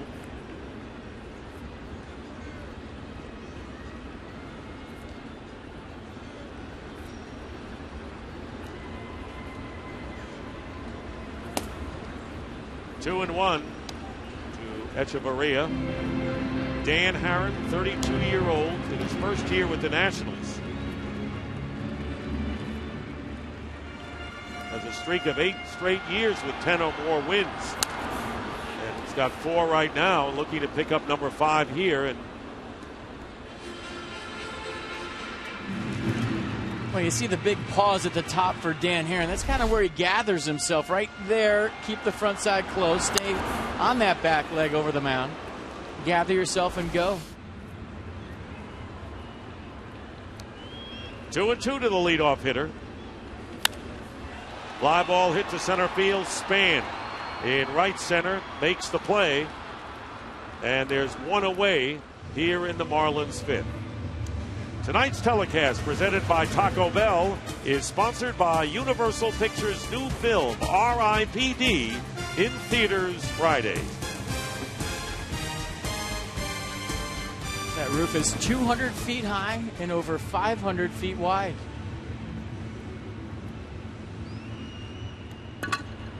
Big. High. Jeff Mathis. Gall strike, singled his first time up. Behind the plate, threw out Bernard Span. Now has thrown out 12 of 19 would-be base stealers. And there's a looper into center field, and it's going to drop for a base hit. So Mathis, with a similar base hit in the third inning, is now 2 for 2. And that is a hit number 3 for Miami. Well, it just goes to show you the barrel's overrated sometimes. Jeff Mathis tonight with a couple of flares to right field. Sitting on a 2 for 2, and now in a 1-run game, it's up to Jose Fernandez to bunt him over again. But you look at the 2-seam runner right on the handle. Mathis doing a nice job of getting his hands inside the ball, fighting that off to right. Players call that a beautiful thing. They'll take them all. Fernandez sacrificed his first time, puts down a beauty this time. LaRoche's only play is to first to Lombardozzi covering. So there are 2 out. Interesting that we've had 3 sacrifice situations in this game, make it 4, and all with 1 out. So they looking to get the runner over with in a 2-out situation. Well, you know, it's just about a pitcher helping himself out. When you look at all the great Braves teams of the 90s with Glavine, Maddox, and Smoltz, those guys were phenomenal at helping themselves out by getting guys over, hitting and running, doing the little things in that 9th spot to help them win games. Also keeps you in the game longer as a pitcher. Your manager doesn't always have to pinch hit for you. Justin Ruggiano has bounced to third and struck out. And there's a line drive to right field. Jason Worth coming over to make the catch. And well hit by Ruggiano. And that'll do it. There was a hit and 1 left. We go to the 6th. Pitcher's duel. 1-zip.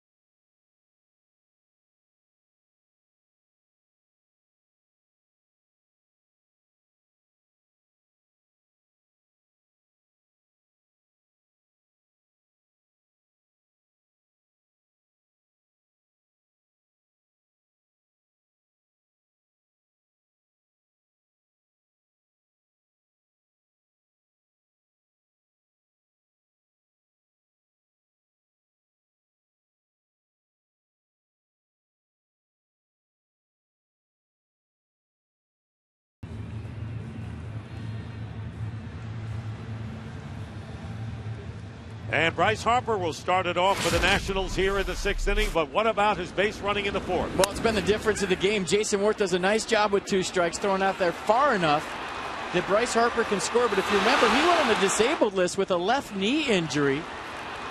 There was that bursa-sac in his knee, and there was a lot of concern about him making contact with a wall or a catcher or a base or breaking up a double play when he came back. But I think that's why he kind of eased up at the end, and the contact wasn't as severe as it could have been with Jeff Mathis. Ask Mathis if he was easing up. That's what I would do right now. 1-0 the count, and time called, and Mathis will go out to the mound. We'll talk about the aggressive Bryce Harper. He bruised his left side, smashing into a fence at Turner Field, trying to rob a home run right there. And then in middle of May, he was tracking down a deep fly ball. You've seen this a million times. A.J. Ellis and the Dodgers, he ran face first into an electronic scoreboard in the right field wall, needed 11 stitches in his chin, and he jammed his shoulder. So that is a one-way player. Kind of a lot of football teams would love to have that kind of hustle. Yeah, he just got disoriented looking at a ball straight over his head in Dodger Stadium. Didn't know where he was. Ran right into the wall. Ball strike 2-1 now to Harper, who was bounced to short and walked and scored the only run of the game. And you talked about how he did score on the sacrifice fly. How about going to third on the base hit by Adam LaRoche, deking Ruggiano in left field with his hustle. Now the count is even at 2-2. Well, we talked about it in the open at tonight's broadcast. 2 20-year-olds going at it. 2 guys that play the game with intensity and passion, and it's great for baseball. And you're seeing it both come to fruition here tonight in Miami. Both guys having great games. Good pitch. And Harper goes down. Questions Hunter Wendelstedt with that call. And that is the 4th strikeout for Fernandez in his 2nd straight called 3rd strike. Well, let's check it out. 2-seam fastball down and away. Good pitch. Yeah, I had to get the front corner. And he's been away out there, and Wendelstedt's been on it all night long, not giving him that strike when it's off the plate. But I think that one caught the front corner. Harper didn't like it, and I'm pretty sure Jose Fernandez did. Here's Ryan Zimmerman, who takes a fastball for a strike, that at 96 miles per hour. So Jose Fernandez has been powering those fastballs tonight. See Bryce Harper go down the steps. Guess what he's doing? He's going to look at the video to see if it was a strike right now.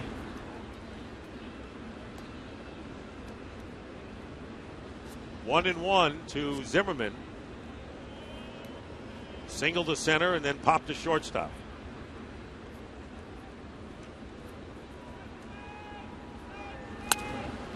And a base hit to right field. Not hit hard, but Dietrich was shaded towards second. And Zimmerman is on with his 2nd hit of the game. Tonight's telecast, presented by Taco Bell, is sponsored by Ace, the helpful place, and by Ford and their spectacular summer sales event.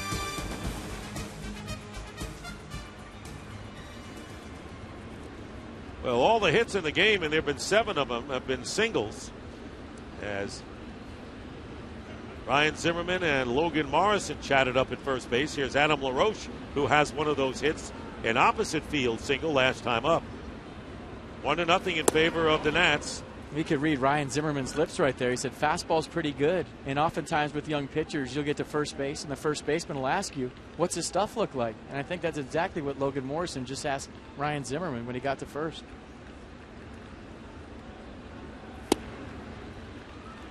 Way in front of that one, and 1-1 to Adam LaRoche.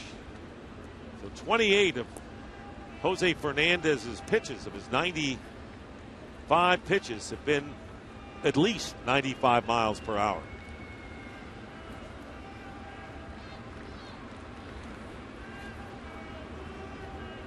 One and one. Now a ball and 2 strikes to LaRoche.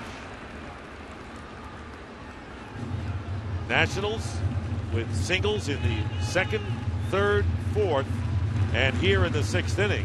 And the Marlins with singles in the 1st, 3rd, and 5th. That's been it. Well, you see the results right there of Bryce Harper looking at the video of that called 3rd strike. He's not happy. looked like a good pitch from our center field camera.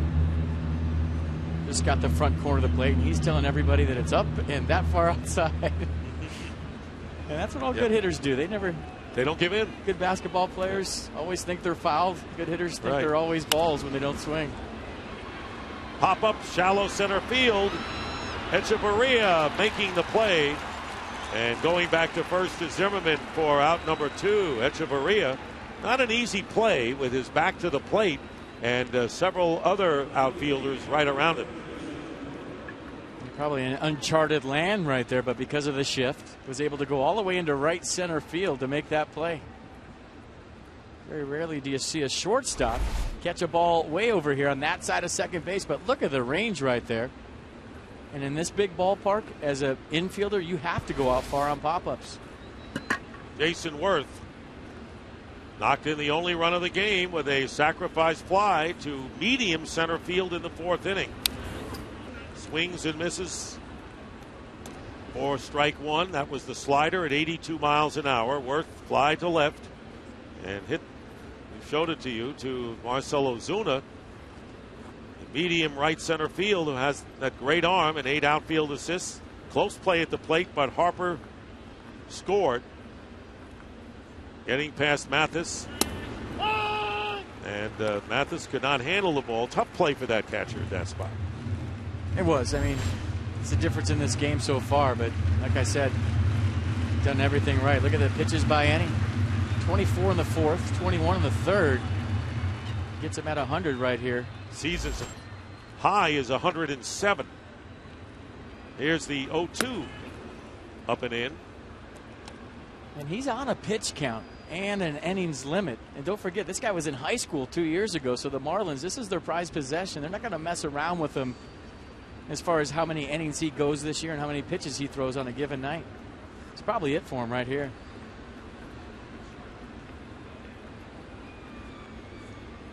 Zimmerman with the lead and a pop foul out of play. So he's approaching his season's high in pitch total of 107, and he has thrown so many over 95 miles per hour, but right now the Marlins bullpen shows no activity. They're going to go about 150 to 170 innings with Fernandez this year. 1-2 breaking ball in the air to left field. Ruggiano coming on in, and that will do it. 1 hit, 1 left. And after 6 innings, pitchers duel, Fernandez and Herron, 1-0 in favor of the Nats.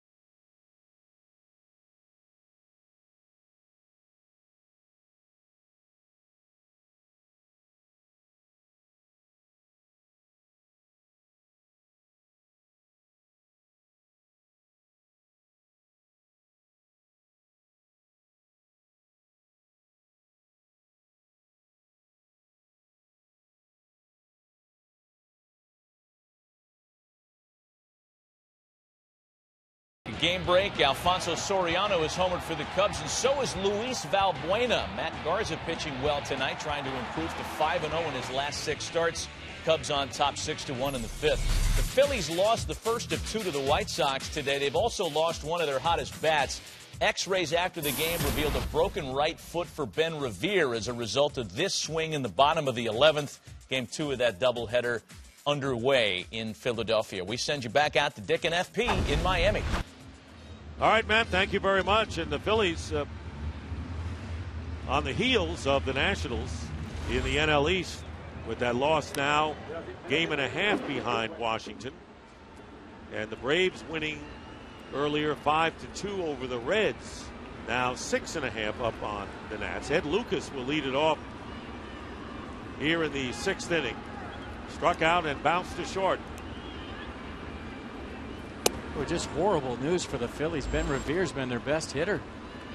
He's the one that makes that team go. So bad news out of Philadelphia for Phillies fans. Ryan Webb is warming up for the Marlins as Lucas fouls it off, and it's 1-1. Here's looking at the entire standings in the National League East. The Braves, who started off 12-1 and have just been about 2 games over 500 since that start, but that gave them the boost they needed. 6.5 over the Nats right now, 8 over the Phillies. And the Marlins in last. Lucas with a pop-up. Lombardozzi in short right field makes the catch, and they're 1 gone here in the 6th inning. There is Ryan Webb, who worked last night. 2/3 of an inning, scoreless last night, and he's warming up for Miami as Giancarlo Stanton steps in. He has singled and struck out tonight. What a night for Jose Fernandez.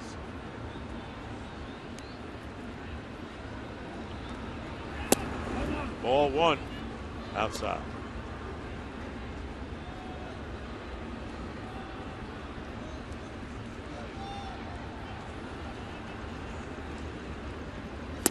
Fastball and a strike. Interesting, FP, because we talked about the matchup between Bryce Harper and Jose Fernandez, and while one didn't get a hit, and it wasn't that kind of a duel, we saw the base running skills of Harper, and then we saw the terrific pitching, and the heater from Fernandez. Yeah, Bryce Harper without a hit, the difference in this game, and Jose Fernandez was very impressive when he had to be tonight with that reach back fastball at 98 miles an hour.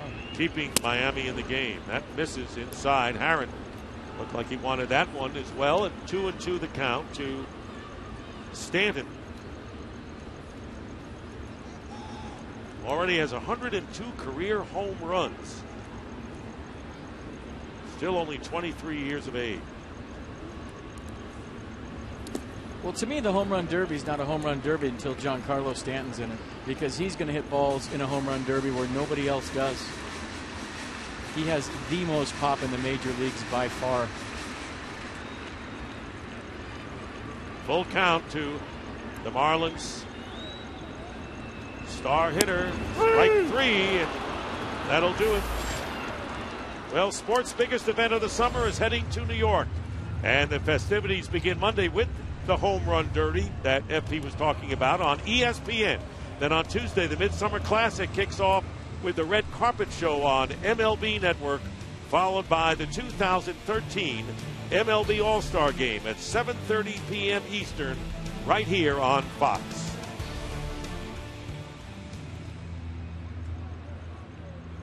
Logan Morrison takes down low, ball 1, so Stanton goes down twice, and 7 strikeouts for Dan Harron, whose season's high is 10.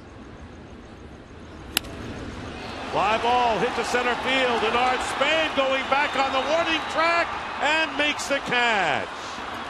Couldn't hit it to a farther in this ballpark, and Morrison with a deep drive, a 1-2-3 inning, and we'll return to Miami after a word from your local Fox station.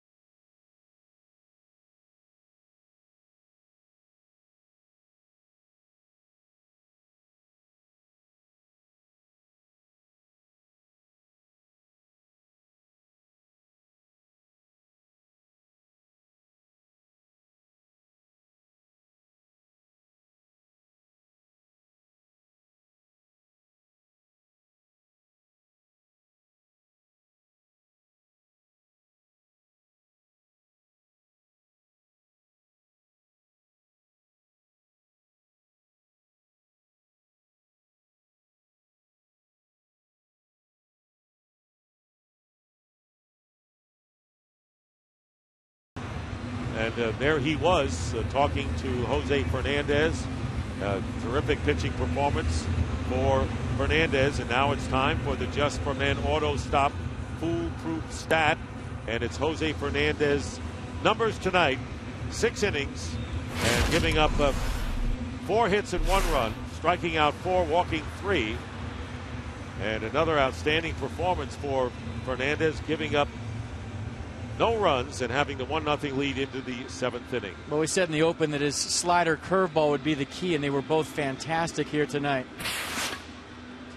You know, Mike Redmond talking to his young pitcher, and this went on for the whole commercial break. A lot of teaching going on right there between the manager and pitcher. New pitcher is Ryan Webb, and he's greeted by Lombardozzi with a line drive handled by Ozuna.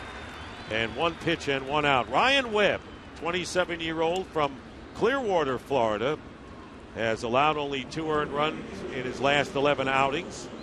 3rd year he's been in the Marlins pen, 2 with San Diego before that. Yeah, 3-pitch guy, yep. Fastball, slider, change. Fastball 3/4, it'll run in on righties, away from lefties, averages 92 miles an hour. Facing Wilson Ramos, who has reached twice with a single and safe on an error by Ed Lucas. Foul ball. We're going to have a pinch hitter. Roger Bernardina is on deck for the Nationals. He'll be batting for Dan Herron. Drew Storen is in the bullpen.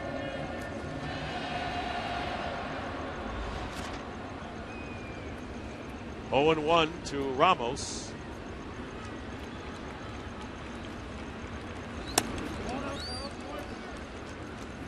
Ball and a strike.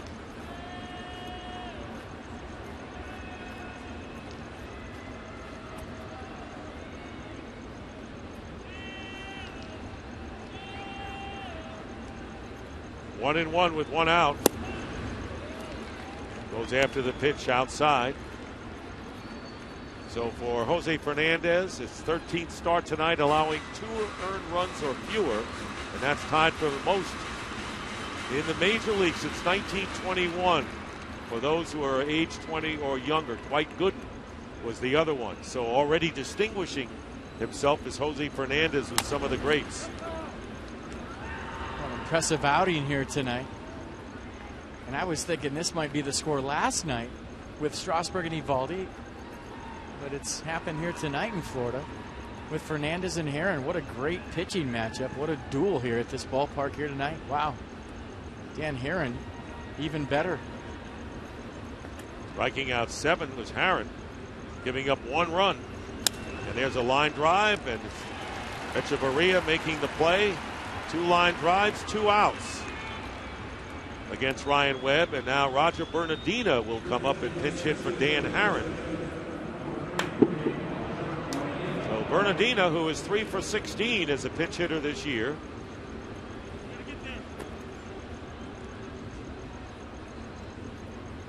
Still only 28 years old is Dan Herron. Terrific night of work for him, but finds himself on the short end of a 1-0 game. And a call strike Bernardina. 28, as we mentioned, but the longest tenured Nat, signed by the Expos. You remember them? I do. Spent the majority of my career there. And Ian Desmond, Roger Bernardina, the last standing Expos with any ties to that franchise. 1-1 to the pinch hitter. Well, you look at what the first 3 guys in the Nationals rotation have done this year. 10 games over 500. Starters 4 and 5, whoever they were or are. 7 and 21. Ross Detweiler, Taylor Jordan, Who's Dan pitching Herron. tomorrow? Taylor Jordan, yes. So those guys, if they can just get to 500, you would think the Nats would be 10, 11 games over 500 and dancing with the Braves in first place with the East. So the back of the rotation has to pick it up. And that right there, you look at the numbers, by far Dan Herron's best start as a Washington National. And ground ball up the middle through Webb, and a base hit for Bernardina, the pinch hitter. That's the 5th hit of the game for the Nationals, all singles, and it comes with 2 down. And it will bring the top of the order, Denard Span, to the plate. And Roger Bernardina Having a rough year off the bench. Locks one in right here. Goes 5-hole right there to Webb, right between the legs for a base hit. I would think with 2 outs he'd be off to the races here sometime soon in this sequence. And here's Denard Span. Walked twice. Thrown out attempting to steal in the first inning and then bounced to Dietrich at second. So he's 0 for 1 officially. 1-0 the Nationals lead. Batting here in the 7th inning. Good lead at first base by Bernardina. And has to dive back to the bag. Good throw, might have got him. Huge lead, huge lean to second base. Got back late. The throw was wide. Nothing to lose by sending him. Gets thrown out. You got the top of the order next inning. Yeah, just a little bit of lean going to second, telling Mike Redmond and everybody in the third base dugout he is definitely thinking about going. And I agree. Why not?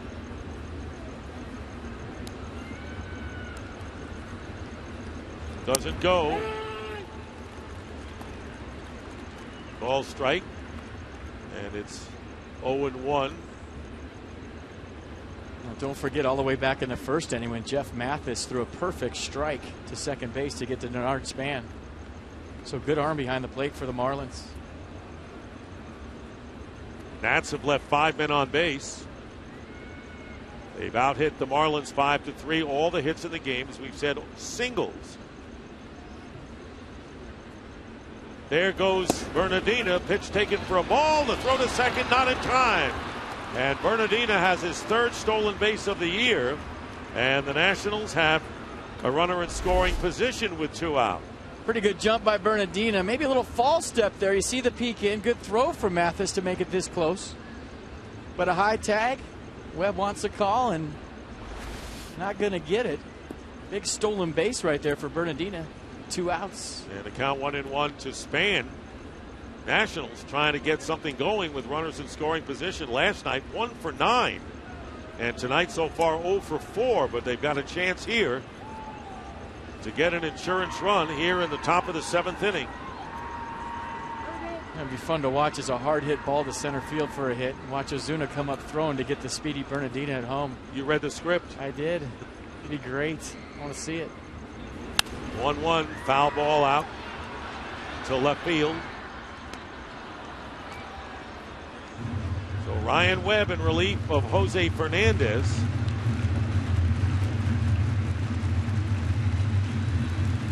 Trying to keep the Marlins to within a run here in the 7th inning. Got the first 2 outs on line drives, and then the pinch hitter Bernardina singled sharply up the middle and stole second. Now it's 1-2 to Span. That's the Nationals' difficulties with runners in scoring position so far. And that pitch rides low and inside. 2-2. And Span, a hitter not afraid to hit with 2 strikes. Jose Fernandez, a pitcher not afraid to throw with 2 strikes.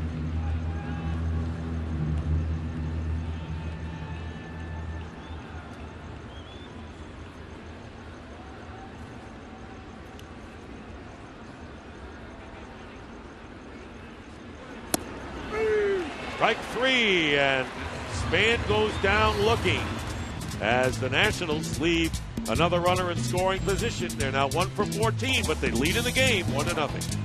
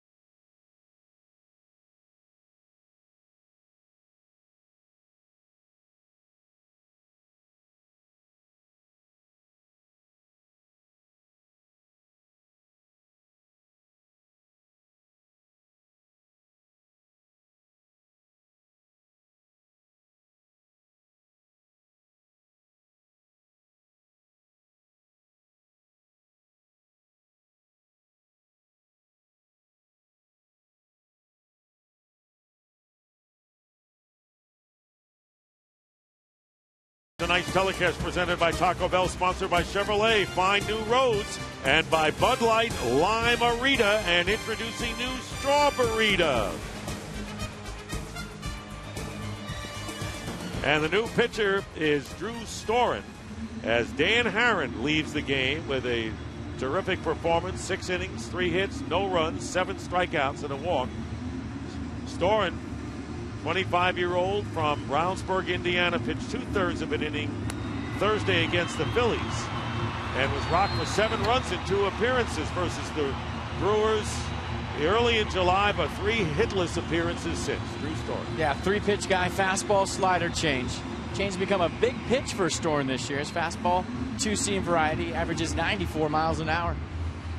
And we'll be facing Marcell Ozuna, who struck out and fly to right field. It'll be Ozuna, Dietrich, and Echeverria as the Marlins look to get the run to tie it up at least.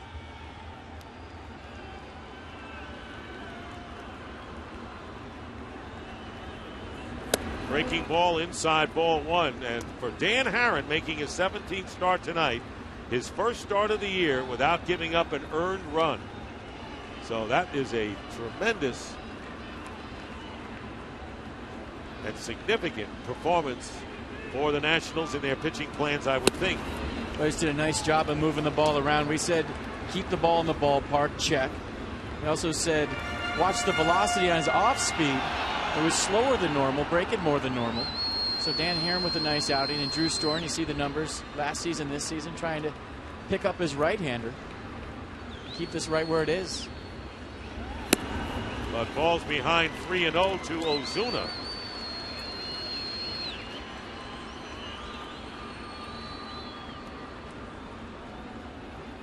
Echeverria in the hole with Dietrich on deck and the hitting coach and the manager surrounding him in the Marlins dugout. There's a strike, 3-1. Drew Storen, 4th year in the Nationals bullpen. His ERA at 5.02, way up from last year when he was 2.37, and he lost the closer role, had elbow surgery and all kinds of problems, and the playoffs were nothing to shout about either for him. Ball 4, and he walks the leadoff man, Ozuna. Well, Chevrolet, the official vehicle of Major League Baseball, is celebrating a new season for new memories. And for your chance to win a community field makeover and an all-new 2014 Impala, visit ChevyBaseball.com. Tying run on at first to start the 7th inning, and Derek Dietrich, who's been retired twice, stepping in. It becomes a problem because Drew Storen, one of the most deliberate relievers in baseball to the plate with his times. And teams have been taking advantage, stealing bases. See what Mike Redmond decides to do here in the 7th. Ozuna has 5 stolen bases in 6 tries. Strike to Dietrich. Dietrich and Ozuna started the year in Double-A. So it shows you the progress and the fact that the Marlins always seem to come up with young players to fill the bill, don't they? Well, they're getting opportunity at the highest level, and they're taking advantage of it. You get a chance, you got to do something. They all are.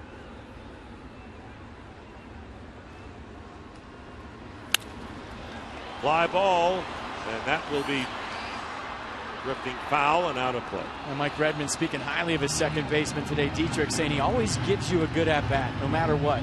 You know, don't look at the average, don't look at the numbers. He's a guy that'll stick his nose in there and fight. He's got some pop, and he loves the way he plays second base. 8 homers and 21 runs driven in.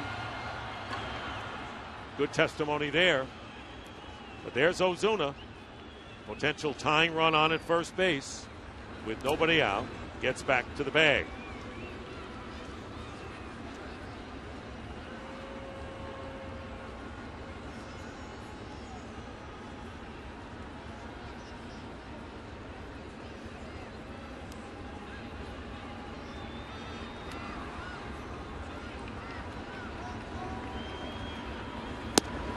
And a breaking ball in for strike 3. Good pitch by Storen, and Dietrich goes down for out number 1. Yeah, backdoor slider from Storn.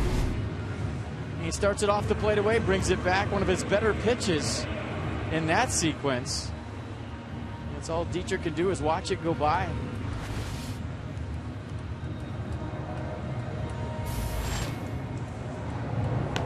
Ian Kroll, the left-hander, another young pitching prospect for the Nats, warming up. A.J. Ramos in the bullpen for the Marlins. Echeverria has struck out and flied to center and chops one to shortstop. Over to second for 1. The throw to first base. Double play. And that'll do it. So Drew Storen, after giving up the leadoff walk, gets the strikeout and the double play. And we go to the 8th inning. 1-0 still. Washington.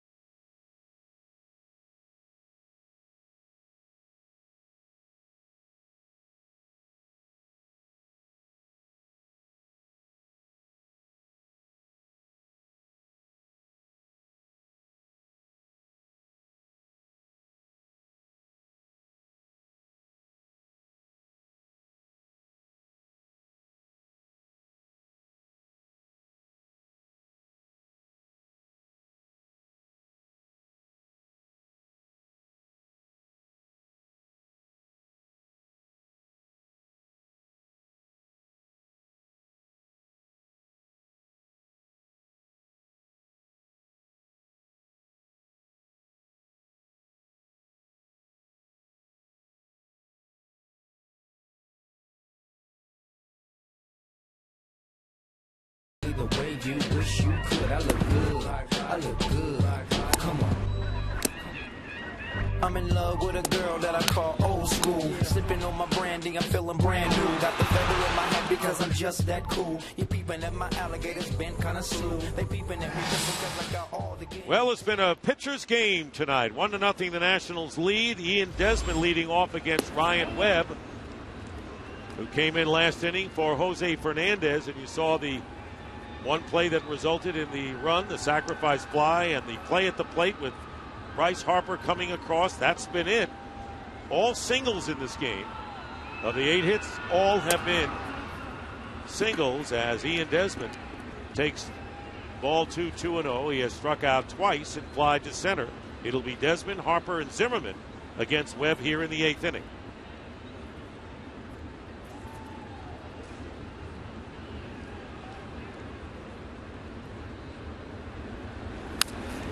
Slash foul, 2-1 now to Desmond.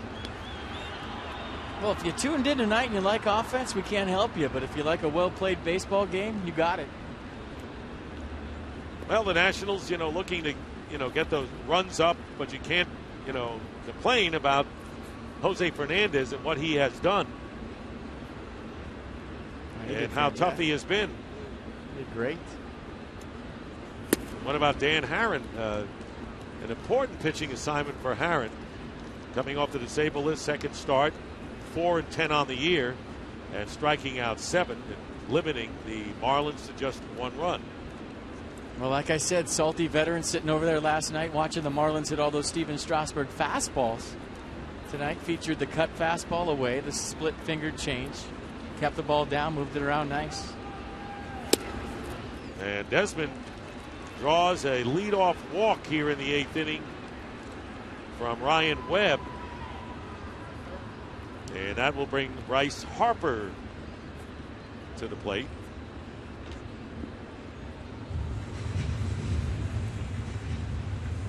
Well, right now, let's take a look at the Fox Sports 1 game summary presented by Fox Sports 1, America's new sports network, coming August the 17th. RBI, 1 in the game. Jason Worth was a sacrifice fly, but it's been the pitchers holding center stage, FP. Yeah, pitchers duel for sure. Fernandez as advertised. Dan Herron having his best outing as a National. And Mike Redmond going to his bullpen for the left-on-left matchup with Bryce Harper. And Dan Jennings, the left-hander, will get the call here to face Bryce Harper with nobody out and a runner at first. We'll be right back.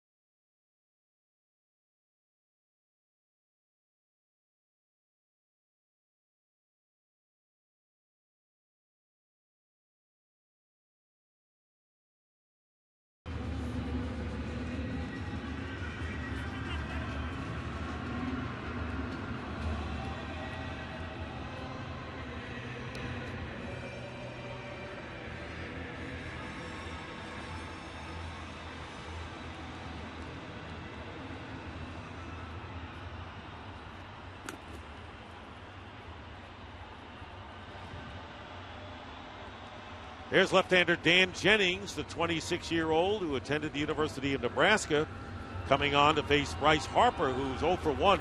Only 2 Marlins, Harper and Hairston, have ever faced Jennings.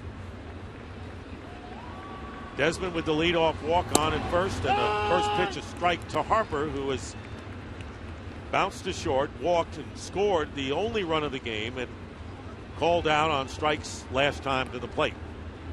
Jennings 2 pitches, really fastball, slider.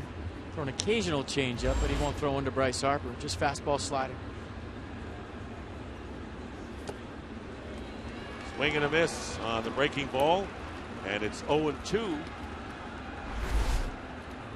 Now you look at the slider right here. Breaks it off down and away after a good, crispy first pitch fastball right down the middle. So Jennings trying to prevent the Nationals from getting an insurance run. Desmond, with 10 stolen bases, has the lead at first base, and a foul out of play, and it remains 0-2. Well, go to MLBFancave.com and pledge your National League or American League allegiance. Don't miss the action of the 2013 All-Star Game this Tuesday at 7:30 Eastern, 4:30 Pacific on Fox. Jennings ahead of Harper, 2 strikes. Strike 3, fastball, and Harper is going to be ejected. And you knew that was coming. That's the second time that Harper has really had a problem with Hunter Wendelstedt's call earlier in the game. The pitch that we thought was a strike on the outside corner, and Harper is gone, and he strikes out for the second time. Well, another pitch on the outer half, and another pitch Bryce Harper didn't think was strike 3, and he and Hunter Wendelstedt have not got along all night long, and you see the reaction from Harper. And in a one-run baseball game with his defense, he cannot get thrown out of the game. The Nationals need his arm in left, and they need him on defense. That's where you got to really control your emotions. Here's Ryan Zimmerman, who has 2 hits and 3 trips. And ball 1. So 1 out now, and Desmond on at first base. Well, we talked about the 20-year-olds all night long, and right there, that's something when Bryce Harper is a little further down the road and he realizes his team's up by 1. You appreciate the emotion. You appreciate the passion, the same things you saw when he got in the rundown from second to third and scoring from third base on the short sacrifice that make him good. You saw right there, didn't keep him in the baseball game, and I'm sure Davey Johnson would love to have his left fielder in a spacious ballpark still in this game. Here's the 1-0 pitch outside, and not only in the one-run game, in case you go into extra innings, you know, you're losing a valuable bat if you do. Good point.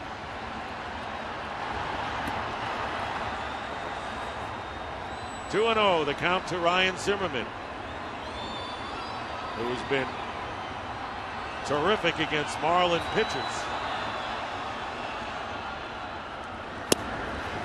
And a call strike. Jennings, impressive since he's come in. Got ahead of Harper, got him, and now fell behind 2-0 to Zimmerman. Last pitch on Monday for the Marlins.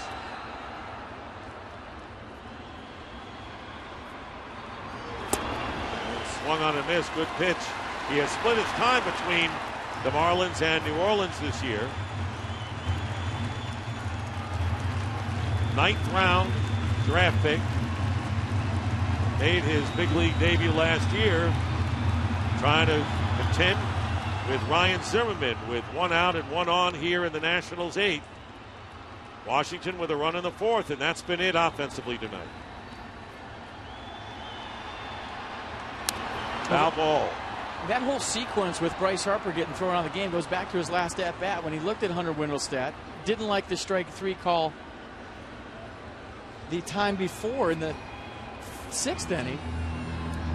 We showed him running down the stairs, watching on video, still animated in the dugout, telling his teammates he didn't think it was a strike, and you could almost read his lips right there with Hunter Wendelstedt saying it's the same pitch, and that's twice. Bullpen activity, A.J. Ramos for the Marlins and Tyler Clippard for the Nationals. In a 1-0 game here in the 8th inning with 1 out. 2 balls, 2 strikes. Foul out of play. 1-5-0 for Washington. 0-3-1 for Miami.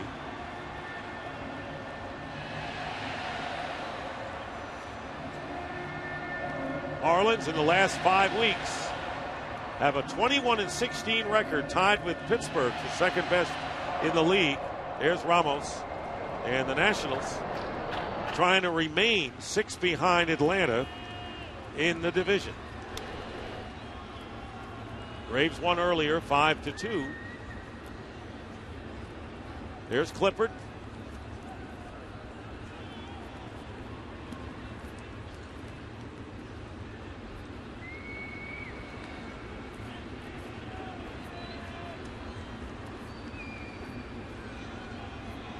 Lead by Desmond. There he goes. Pitch is high, and the throw in time. And once again, Mathis gets the throw down to second in the right place. That was a little high on the throw, but it was to the first base side of the bag. And Davey Johnson's coming out to argue this one. with Mike Estabrook at second base. Mathis with a good over-the-top throw, right on the money. The tag high on Desmond's back, and the question is, did his hand get in there? The throw beat him, there's no doubt about that, but where was the tag? Boy, that's bang, bang. You've got to watch it that many times on instant replay. I always say they got it right. That's a good shot right here. Does the glove get Desmond on the back before his hand gets to the bag? And I say yes, he got it right. And they don't have, the umpires do not have the benefit of what we just saw. Right. And they have to call the bang bang play, and a good job by Mike Estabrook, the second base umpire. Let's see it real speed in a second. 3-2 to Zimmerman. With 2 out now here in the 8th. Fly ball right field. Stanton makes the catch. Well, we got to take a break. Take our word for it. Good call at second, please.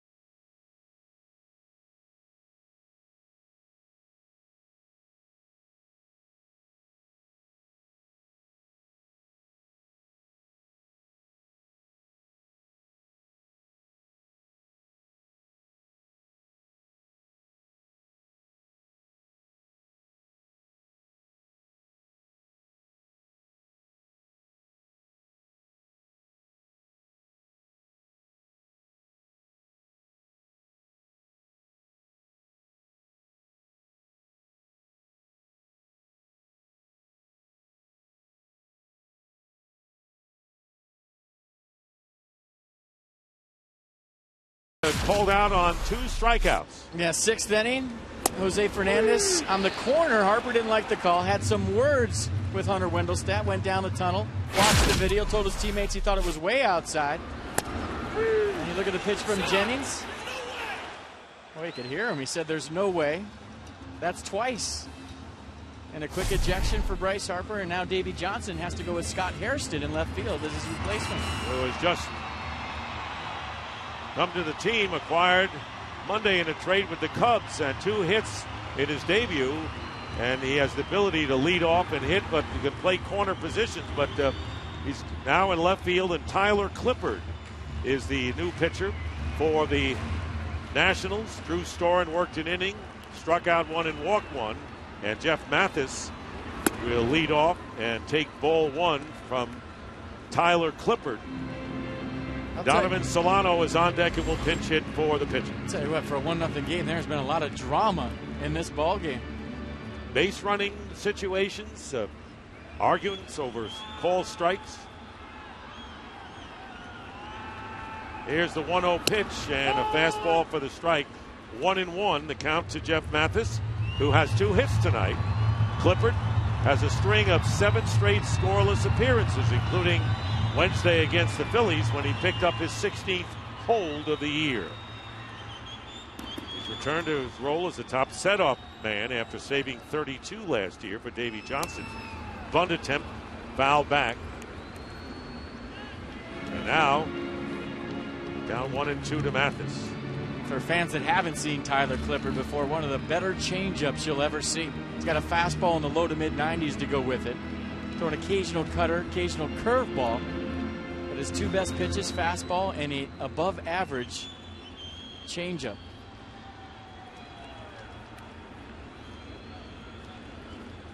Clippers 1-2. 2-2 to Mathis.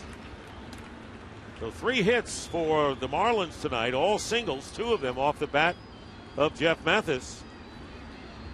One came leading off the 3rd inning. And then with 1 out in the 5th, both to center field. Giancarlo Stanton has the other hit. And now the count full to Mathis. Fernandez doesn't run into the dugout, shower, and say, I'm going to watch the rest of it. I'm right on the top step of the dugout. It's kind of active, animated young performer he is. Ball 4, and Mathis draws the leadoff walk. Tonight's telecast is presented by Taco Bell. Sometimes you gotta live Moss. And sponsored by Ace, the healthful place.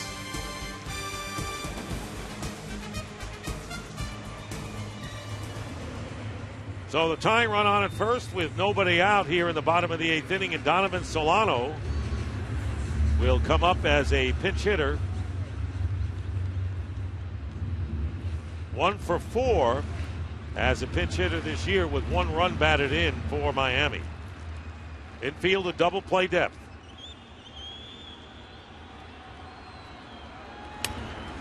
Bunt, foul off to the right, and charging were LaRoche and Zimmerman from the corners.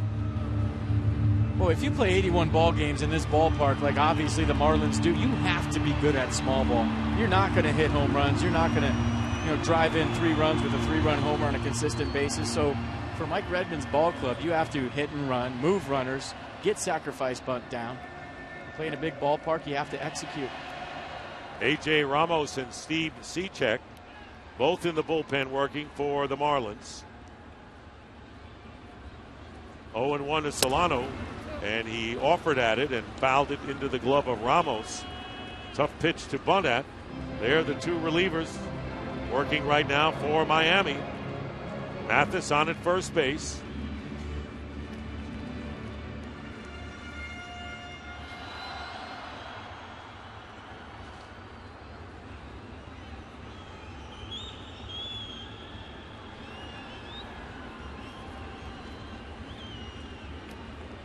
Tying run on at first.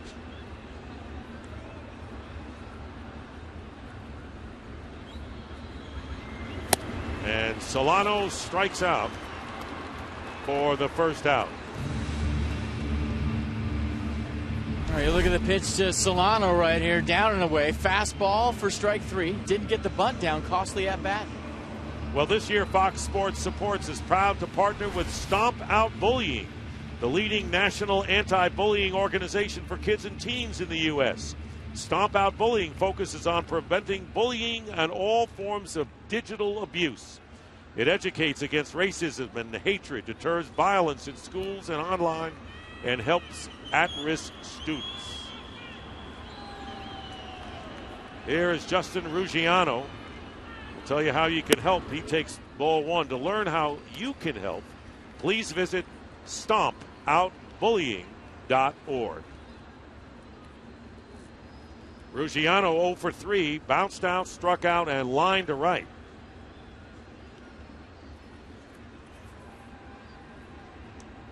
Ed Lucas on deck for Miami.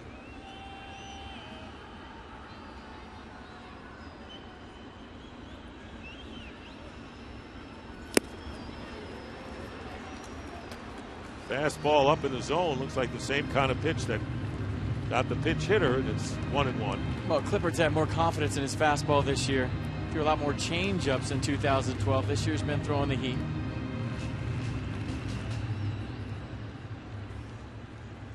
His 6 wins lead the National League, and his 16 holes are tied for 3rd for relief pitchers.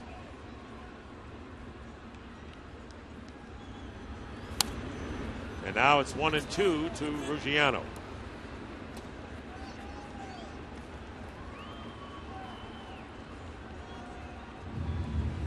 That's the way Davey Johnson and Steve McCaddy had it set up all season long.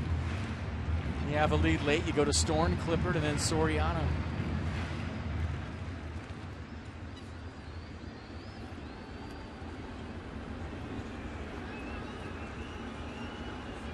Zimmerman playing close to the line at third to protect against an extra base hit. And 2-2 to the left fielder.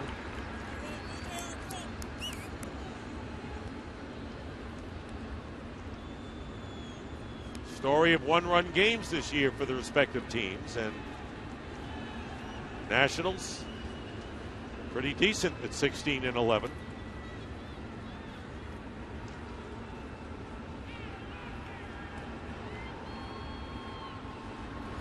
Line drive, grabbed by the shortstop Desmond, tries to get it over to first for the double play, and a good thing Adam LaRoche got over there because of an errant throw and would have had a runner in scoring position, but Ruggiano is retired. Well, when you got an arm like Ian Desmond, why not throw it across the diamond? Watch the swing by Ruggiano, hit it well. Got a little top spin on it, and Desmond says, why not? I'll throw it back across my body. And pretty good base running right there by Mathis once he realized that Desmond was going to make that play. 2 down to Ed Lucas.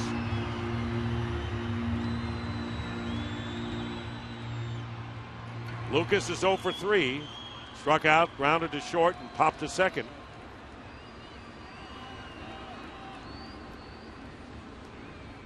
Mathis still at first with that leadoff walk and a foul off of the mask of Wilson Ramos, who was knocked down with that foul ball. That was a direct hit right there, and Wilson Ramos, Hunter Windelstead helping him up, asking him if he's okay. That's good looking out right there by the home plate umpire. He wants to make sure a catcher who's been protecting him all night is okay. Wendelstedt with Alan Porter at first, Estabrook at second, Jerry Lane, the crew chief, at third. This umpiring crew's been on top of it tonight. They have. Every time I see that, I think about Cardinals manager Mike Matheny, whose career was ended by concussions from foul balls exactly like that.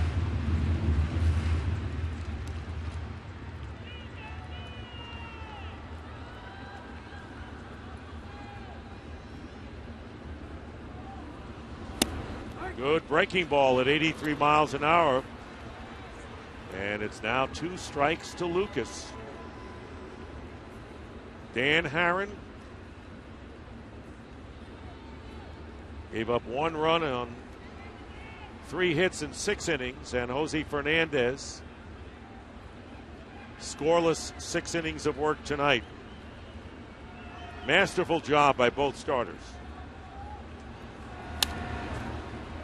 Bullpens haven't been too shabby either. No, they haven't. As Storin and now Tyler Clippard in there, and Ryan Webb, and then Dan Jennings came in to strike out Harper and get the dangerous Zimmerman, and there he is, Jose Fernandez, just like he bought a ticket to the game. 20 years old. What else would you want to do? He's probably, you ask if he'd start game 2 if this was a doubleheader. Going to the All-Star game, 5th youngest pitcher ever to get to the All-Star game. Pop up, foul between home and first near the Nats dugout and right on the roof of it.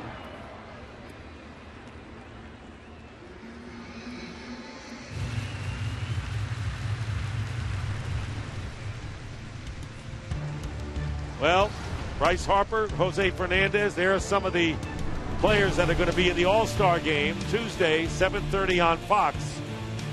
And what a show it is. There's always something special about the All-Star game. Players wear the uniform of their teams, and to see them out there in the field and at the plate, there's something magic about that. And it's been that way since when they started it back in 1933. Absolutely. Strike 3, and Clippard strikes out Solano and gets Lucas, and we go to the 9th of a 1-0 game.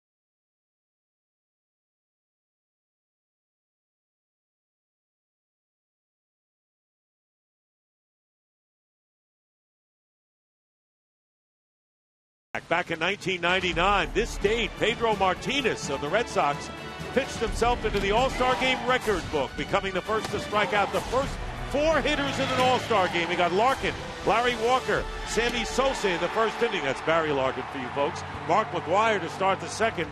Struck out 5 in the first 2 innings, tying an American League record to lead the AL to a 4-1 victory in the league. And here is A.J. Ramos, the 4th pitcher of the night for Miami, and making his 37th appearance of the year.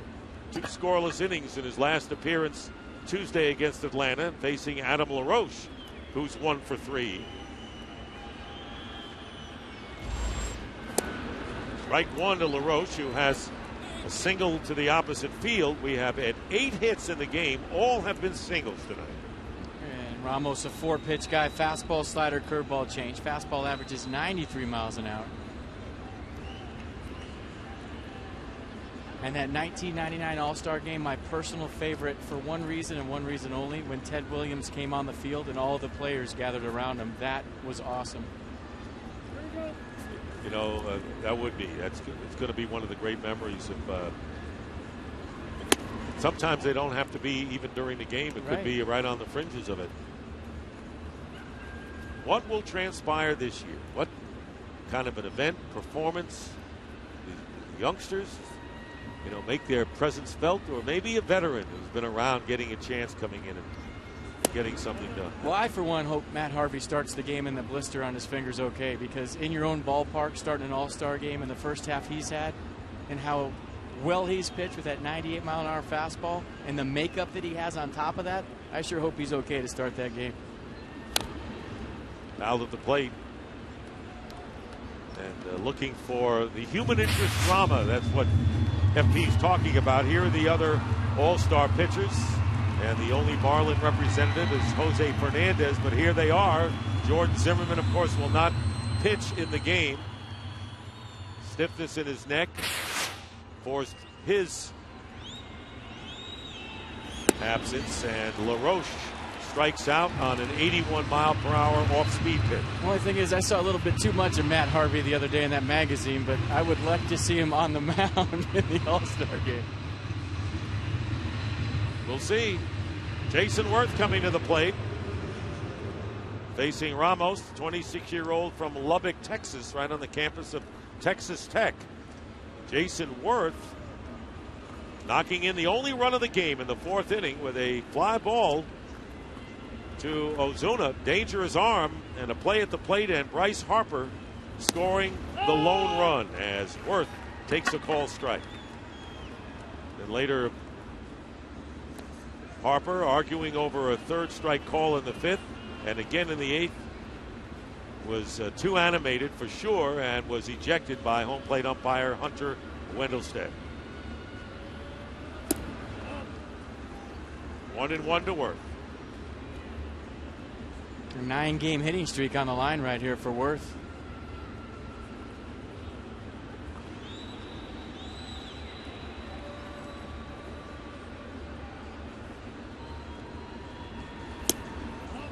Now it's 2-1. Looking ahead to the bottom of the 9th inning, the Marlins will send up Giancarlo Stanton, Logan Morrison, and Marcell Ozuna. So the heart of their order, the 3, 4, 5 batters. And there's Rafael Soriano, the Nationals closer, getting ready to go to work. 2 balls and a strike to Worth. Good fastball that time for Ramos.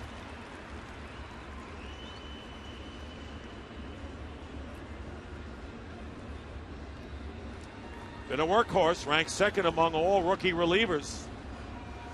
Over 46 innings out of the pen this year.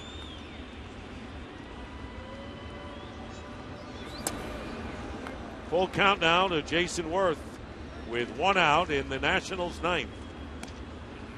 Well, if you're Mike Redmond, you have to be happy with all the good young players you have all over the place. Whether it's a guy on the mound right now, the guy who started the game for you, your second baseman, your shortstop, your center fielder. And he's done a nice job with this ball club, and I would say the future is bright here in South Florida as soon as these guys get some games under their belt. Foul ball. I think you're absolutely right. And Mike Redmond who we talked about it earlier, has been in this position as a player with young players, saw them develop, knows how to handle them. We asked him about where is the thin line between patience and getting a little perturbed, and he says, well, they still have to be accountable for what they do. Absolutely, and it's about making the same mistake over and over again. And if you learn, he said he has no problem with it. It's just, you know, through experience, you make a mistake and then you make it again. That's when he gets frustrated. Well, Worth draws a walk. 1 out, 1 on. Next week on Fox Saturday Baseball, it's baseball's premier rivalry as Robinson Cano and the Yankees look to gain ground on the division-leading Red Sox. White Sox against the Braves, who lead the NL East. In an interleague matchup, Pirates battle the Reds. Big central battle in the National League. Fox Saturday Baseball, presented by Taco Bell, begins next week at 3:30 p.m. Eastern. Steve Lombardozzi, hitless in 3 trips, robbed of a hit by Echeverria in the 3rd inning.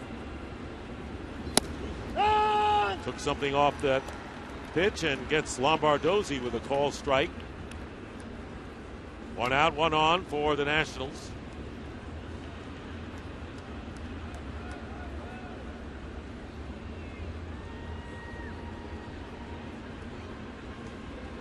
Quick throw.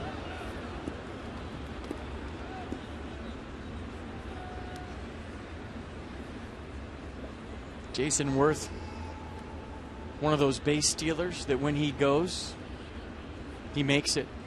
Veteran guy, picks off speed pitches, picks up little things on pitchers from his time in Philadelphia working with Davey Lopes. Hasn't been caught in 3 tries. Pop up and out of play as Lucas gave it an attempt. I'm talking to him the other day, Dick, about the time in Philadelphia working with Davey Lopes at first base and how Lopes taught him to find keys. You see the percentage right there, 87%. That's outstanding. And it might be something as simple as a guy gets in a rhythm to where it's 1001, 1002. Maybe his front shoulder's open and that's the first thing that closes. Or there's little things you look for in a guy's delivery, keys that you pick up to help get you that extra step. And you don't have to have big numbers as a base stealer. It's when you steal a base. Agreed. And the ball hits the batter. No. Did he swing at it? Lombardozzi.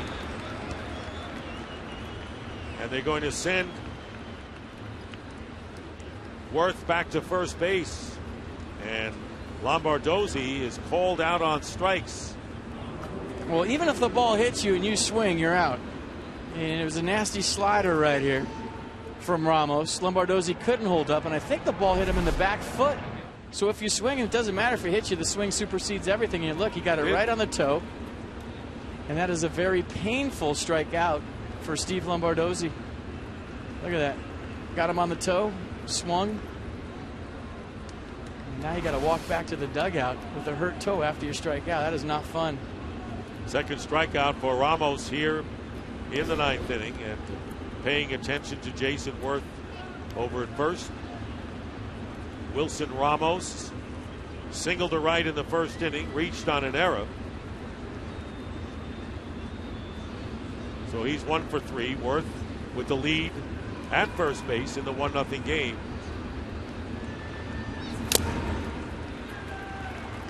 Fouled at the plate, strike 1.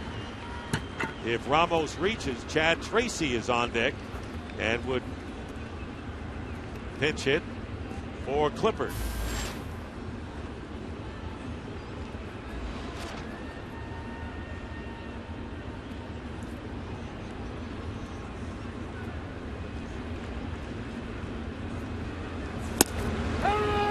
One and 1 or 0-2 now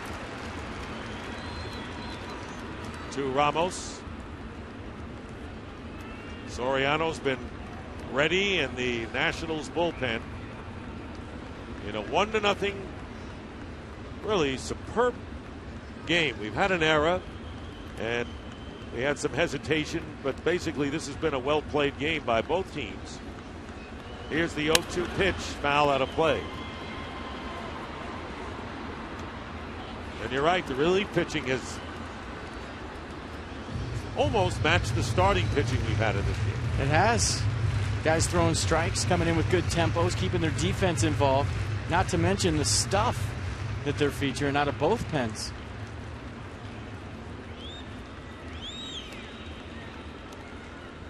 Worth with the lead. 2 strikes and 2 out. And he held up. Alan Porter indicates that Ramos did not go around on the swing. So you see the check swing right there by Wilson Ramos on the off-speed pitch. If you're a base runner right now, you're thinking, well, he almost swung at that, and the pitcher's going to go with the same pitch. So in a 1-2 count, this is a great time for Jason Worth to steal because it'll probably be the same pitch. I think they're going fastball, though, away. They go fastball, but in tight, and it's 2-2 to the Nationals catcher. Jose Fernandez, 6 shutout innings, giving up only 4 hits. Dan Herron, who struck out 7 with an impressive 6-inning showing, giving up only 1 run on 3 hits. Strike 3. So Ramos strikes out the side, and we go to the 9th inning. And Giancarlo Stanton, who can tie it with 1 swing of the bat, will be leading off for the Marlins.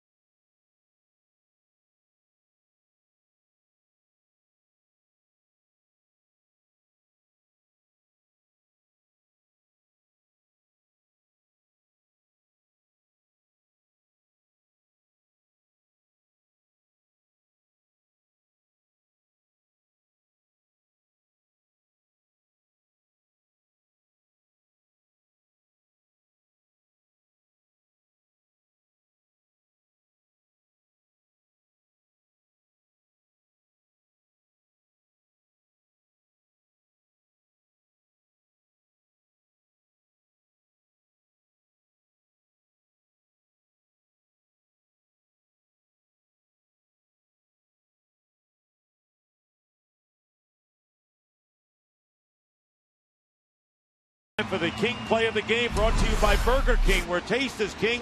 1 run scored in this game so far, and here's how it went.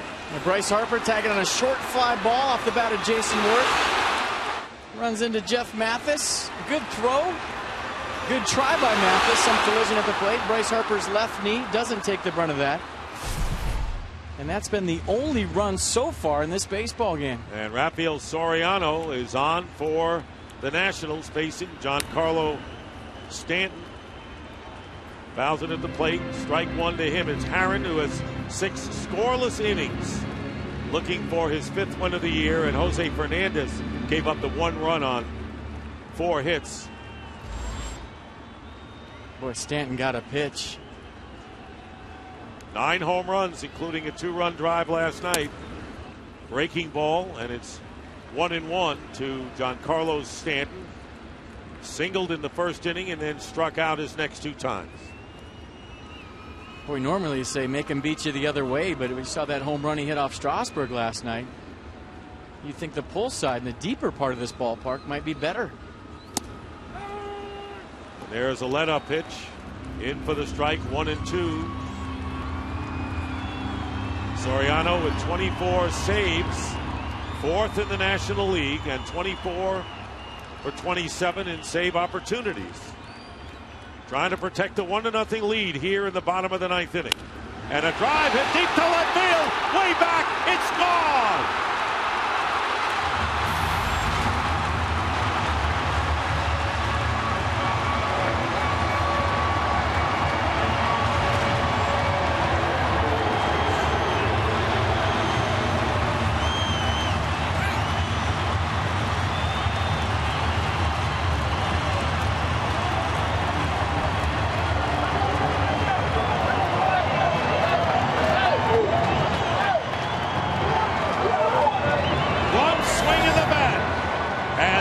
Had the man to do it. 10th home run of the year, and we're tied 1-1.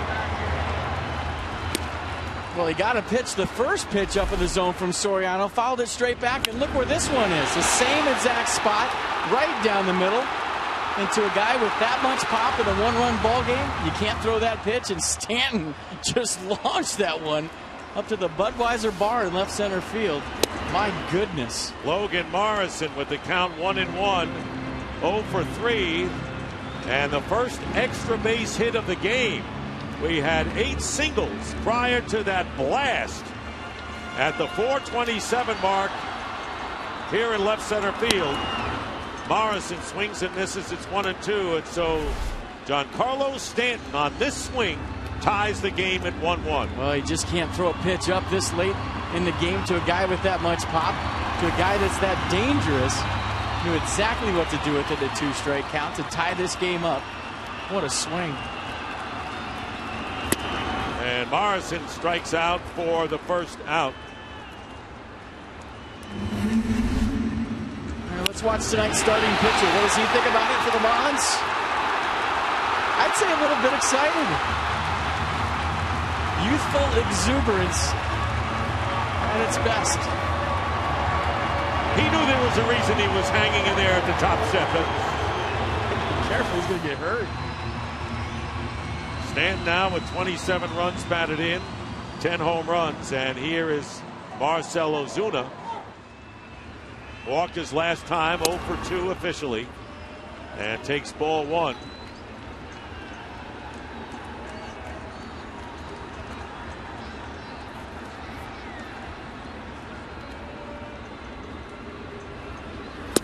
Ball strike 1-1 to Ozuna.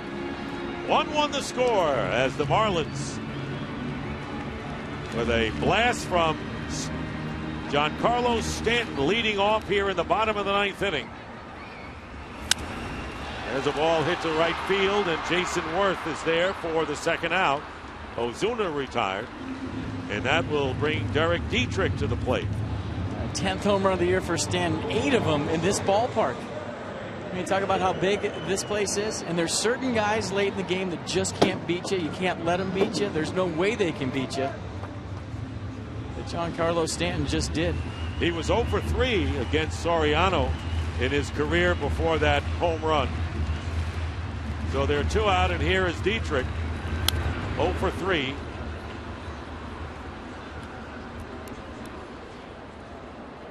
So what a great time that Jose Fernandez is having, and he's headed to Citi Field for the All-Star game on Tuesday.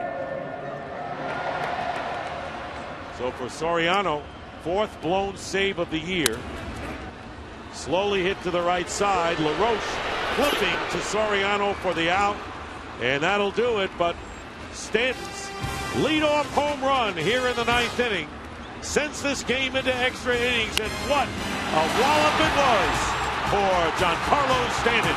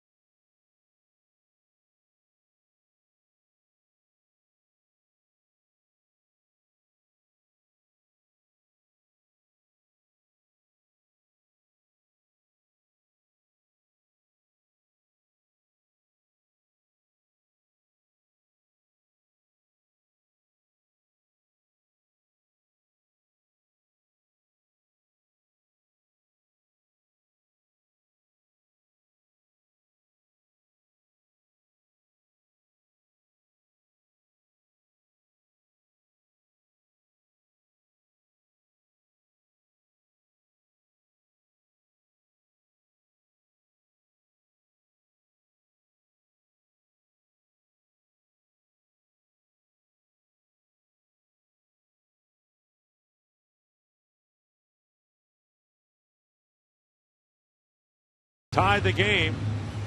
And defensive changes for the Marlins. Placido Polanco now has moved to third base. And Ed Lucas is now at second. Steve Cishek is the new pitcher, and he will hit sixth in the order as Derek Dietrich has been replaced. Chad Tracy is going to come up as a pinch hitter in the pitcher spot for the Nationals here in the 10th inning. 1-1 the score. Nationals have out-hit the Marlins 5-4. The first pitch is a breaking ball for a strike to Tracy. Yeah, three-quarter guy, three-pitch guy, fastball, slider, change. You just saw the big frisbee from Cishek.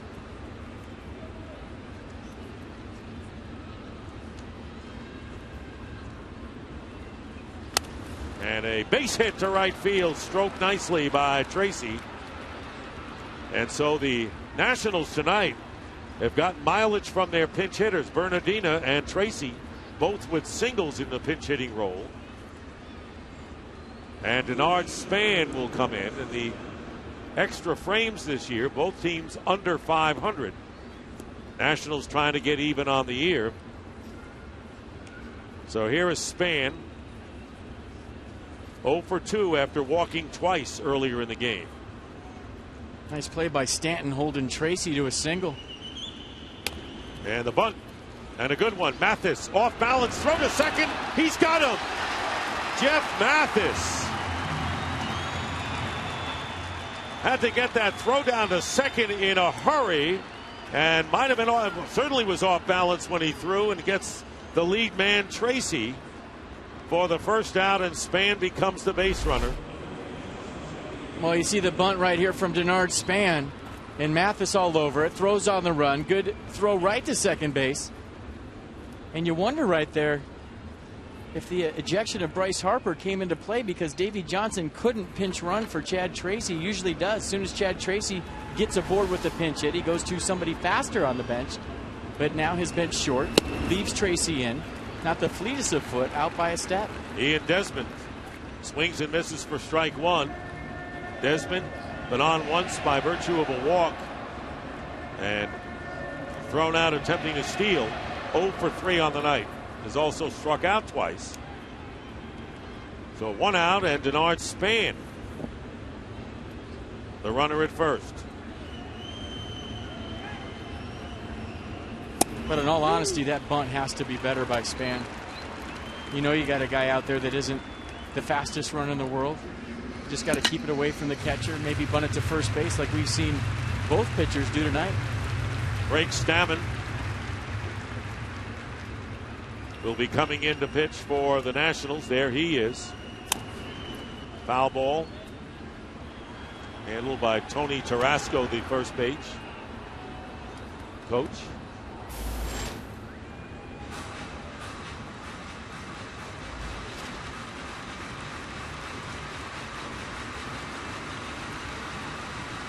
So Cishek, who owns the active scoreless inning streak of 15 1/3.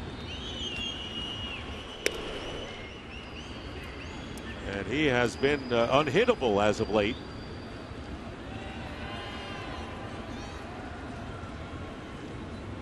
Especially for right-handers, just 9 for 60 off him this year. Since June the 8th, 12 for 12 in save opportunities, 0.00 earned run average. Talk about hot. Well, I know if I was hitting right-handed, I wouldn't want to face him. Watch where he releases this ball. Almost starts it behind righties with a 3/4 sidearm release. It's not like he's just flipping it up there. His fastball go in the mid-90s at times.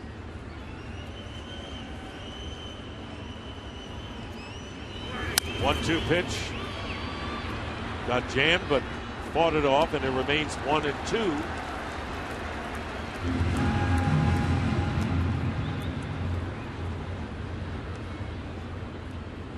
Scott Hairston is the on-deck hitter, and of course Hairston had to go out and play center field after Bryce Harper was ejected.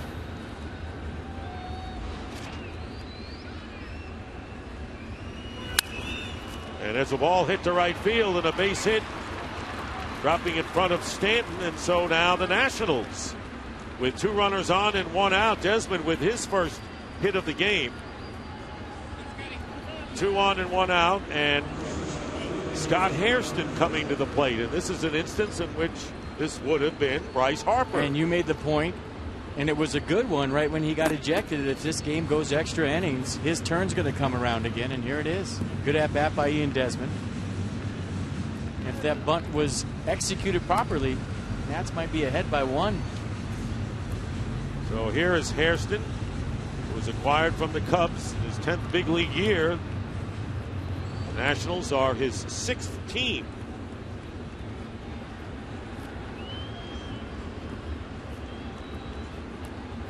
Ability to hit left-handed pitchers, and versatile outfielder takes strike 1.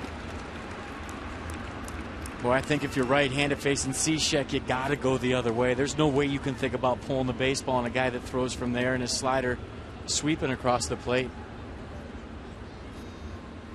Easier said than done. 2 runners on and 1 out. And a good breaking ball catches the inside edge, and it's 2 strikes to Hairston. Let's give you an idea of what the right-handed hitter's seeing. Look at the release point from Cishek. And there's the frisbee, starts right at Hairston and comes back for a strike. This will give you a good look too. Span the runner at second, and the ball getting away, and the runners will advance. So now the Nationals with runners at second and third. Span goes to third, Desmond to second, and a wild pitch puts 2 runners in scoring position with 1 out. Well, you look at the frisbee, nowhere near. Mathis didn't have a chance. And from that angle we showed you live, coming right into your living room, the wild pitch. Nothing you can do about that if you're Jeff Mathis. And now a huge pitch and a 2-strike count to Scott Hairston. And the infield is drawn in for a play at the plate. And now Hairston just trying to make contact, fouls this out of play, and it remains 1 ball and 2 strikes. Infield in, and a well-placed ground ball or a fly ball would give the Nationals the lead in this 1-1 game. Washington had the 1 run in the 4th on the sacrifice fly until Giancarlo Stanton led off the 9th with a blast that they said on an estimated 434 feet.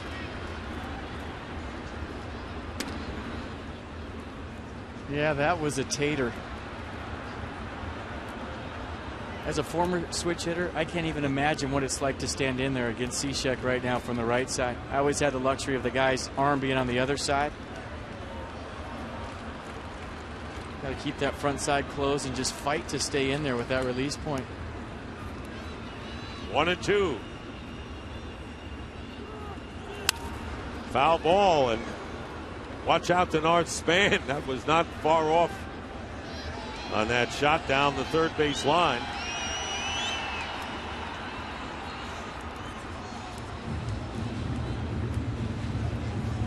So as a hitter, when you're facing Cishek, you got to pick up the window where the ball comes out. That's priority number 1. And look at the release point. So that's what you want to look at first. Now Hairston's seen a couple, so he's kind of starting to pick it up. I mean, that's coming right at you if you're in the right-handed box. Time called. Keep in mind, in this series, the Nationals are only 1 for 14 with runners in scoring position. Have an opportunity after the home run to tie it to take the lead again. That pitch is outside, and Mathis has to do some work to prevent that from being another wild pitch. He's having a rough ride back there right now with a go-ahead run on third base. Nice play.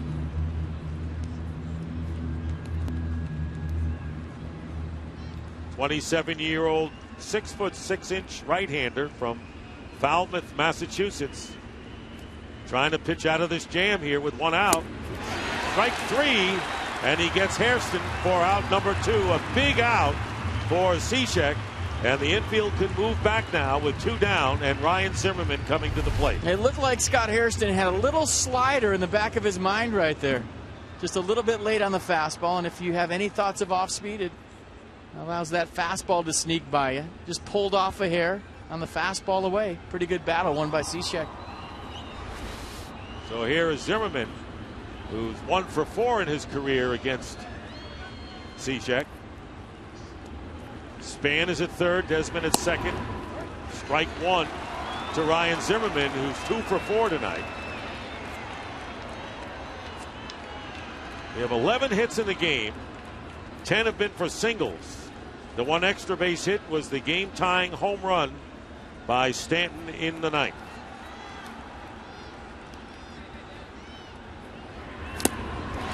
And right now, Cishek is ahead of Zimmerman, 2 strikes.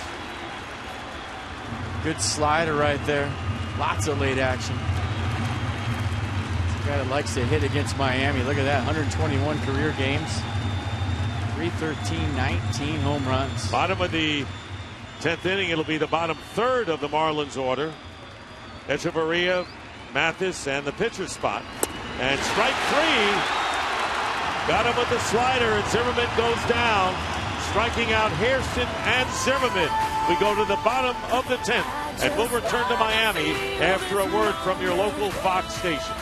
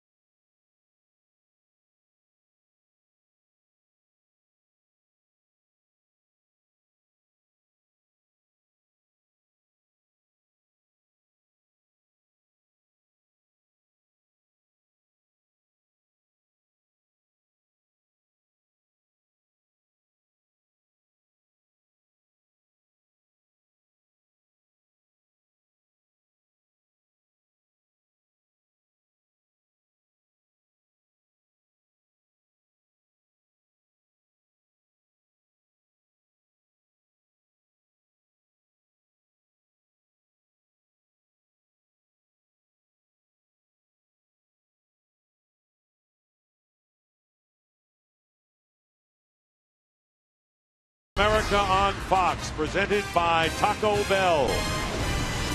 And we go now to the bottom of the 10th inning of a 1-1 game. Craig Stammen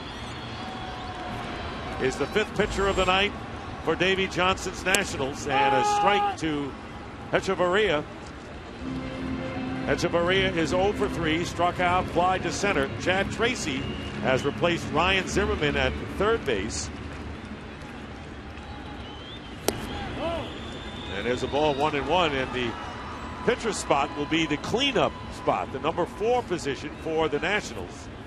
And Tracy will be batting in the number 9 position. Foul at the plate, and it's 1-2 to the young shortstop. We'll be seeing a fastball slider curve from Stammen. Throws that two-seam fastball, running in on righties. Hasn't pitched since Tuesday and had a scoreless third of an inning in Philadelphia. 2 rocky outings before that. Last week against the Padres, and a one-hopper handled by Tracy, and air mails it into the stands. And Echeverria will go to second base. So Chad Tracy made a good play on the blistering one-hopper and then threw it into the stands. Well, you come into a major league game, the ball's going to find you every time, and Chad Tracy, after the pinch hit single, gets the first play here in the bottom of the 10th. Like you said, he gloved it nice, but then just absolutely launched it. Watch him get underneath this throw. The release point low, and I mean, that wasn't even near. I don't know if he has a grip, but watch the release point, and that's about 5 feet over Adam LaRoche's head. Into the third row, a souvenir for that guy, and a runner on second with nobody out here in an extra inning game for the Marlins. And Jeff Mathis, the batter, he's been perfect tonight with a pair of singles and a walk. So the winning run is on at second base, and there's the bunt attempt foul. Meanwhile, Ian Desmond had snuck behind Echeverria, and there was daylight there in case Stammen wanted to make a throw to second base. Well, you could accomplish two things with that. Number one, you can have a pickoff if it's there. Number two, you're trying to get the runner to jab back towards second, so if it's an errant bunt, you have a play at third. 1 strike to Mathis.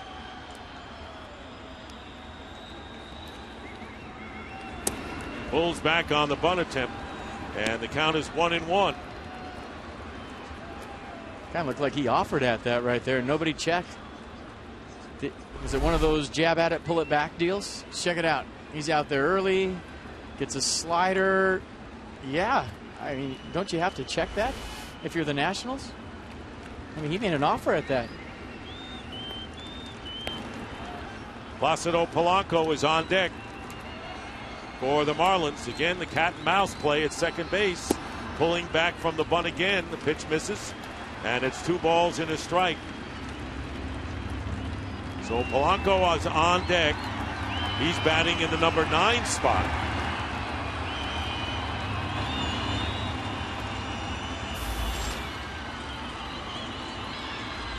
Marlins have Tom Kohler, right-hander in the bullpen. Here's the 2-1, and there's a strike. 2 balls, 2 strikes to Mathis. And LaRoche coming in from first. Tracy couldn't do the same at third base with a runner at second. A lot of times you'll see a pitcher do the inside move to second base right here. Just pick up his leg, spin around to see if the hitter is showing bunt with a 2-strike count. So the Marlins with the potential winning run in scoring position. Nobody out here in the bottom of the 10th inning. And the pitch taken, ball, and it's 3-2. What do you do right here? You bunt 3-2? I mean, obviously, Joe Espada, Mike Redmond putting the bunt on with 2 strikes, but now in a 3-2 count, it gives you the opportunity to start the runner and gamble a little bit. Or, excuse me, hit the ball to the right side and gamble a little bit and let him swing away. Well, the worst thing, if you do bunt it, miss, and you're out, you still have a runner in scoring position, and there's 1 away. And the pitch high inside. He was showing bunt and walks. And now runners are at first and second.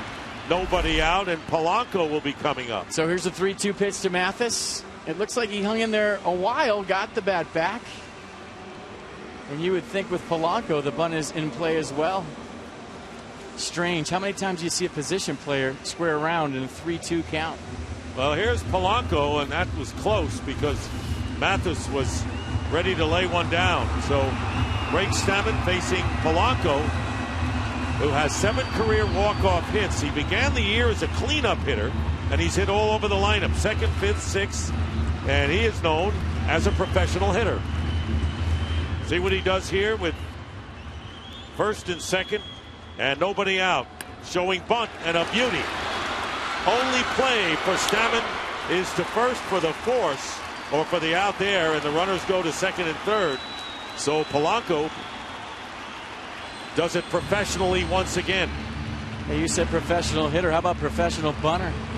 It's such a luxury when, as a bunter, you have good wheels on the bases, and with Echeverria on second, Polanco lays down a beauty. He'll come back to the dugout a hero right there after hitting the winning run to third base with 1 out. So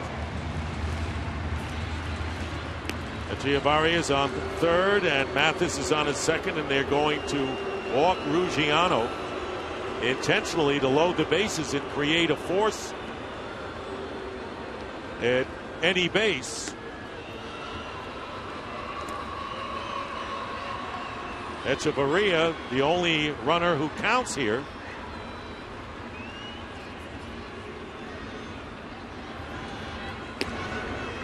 You go with Dobbs right here and pinch hit for Lucas.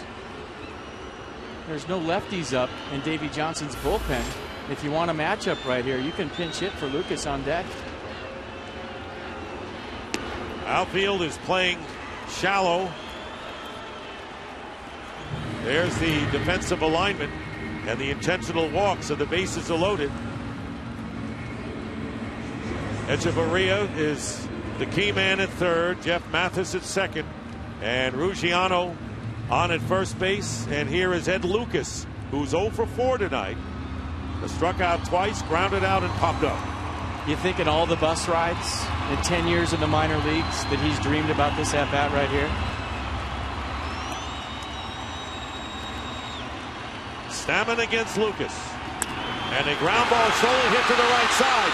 Throw to second for one. Back to first, safe. And the Marlins win the game.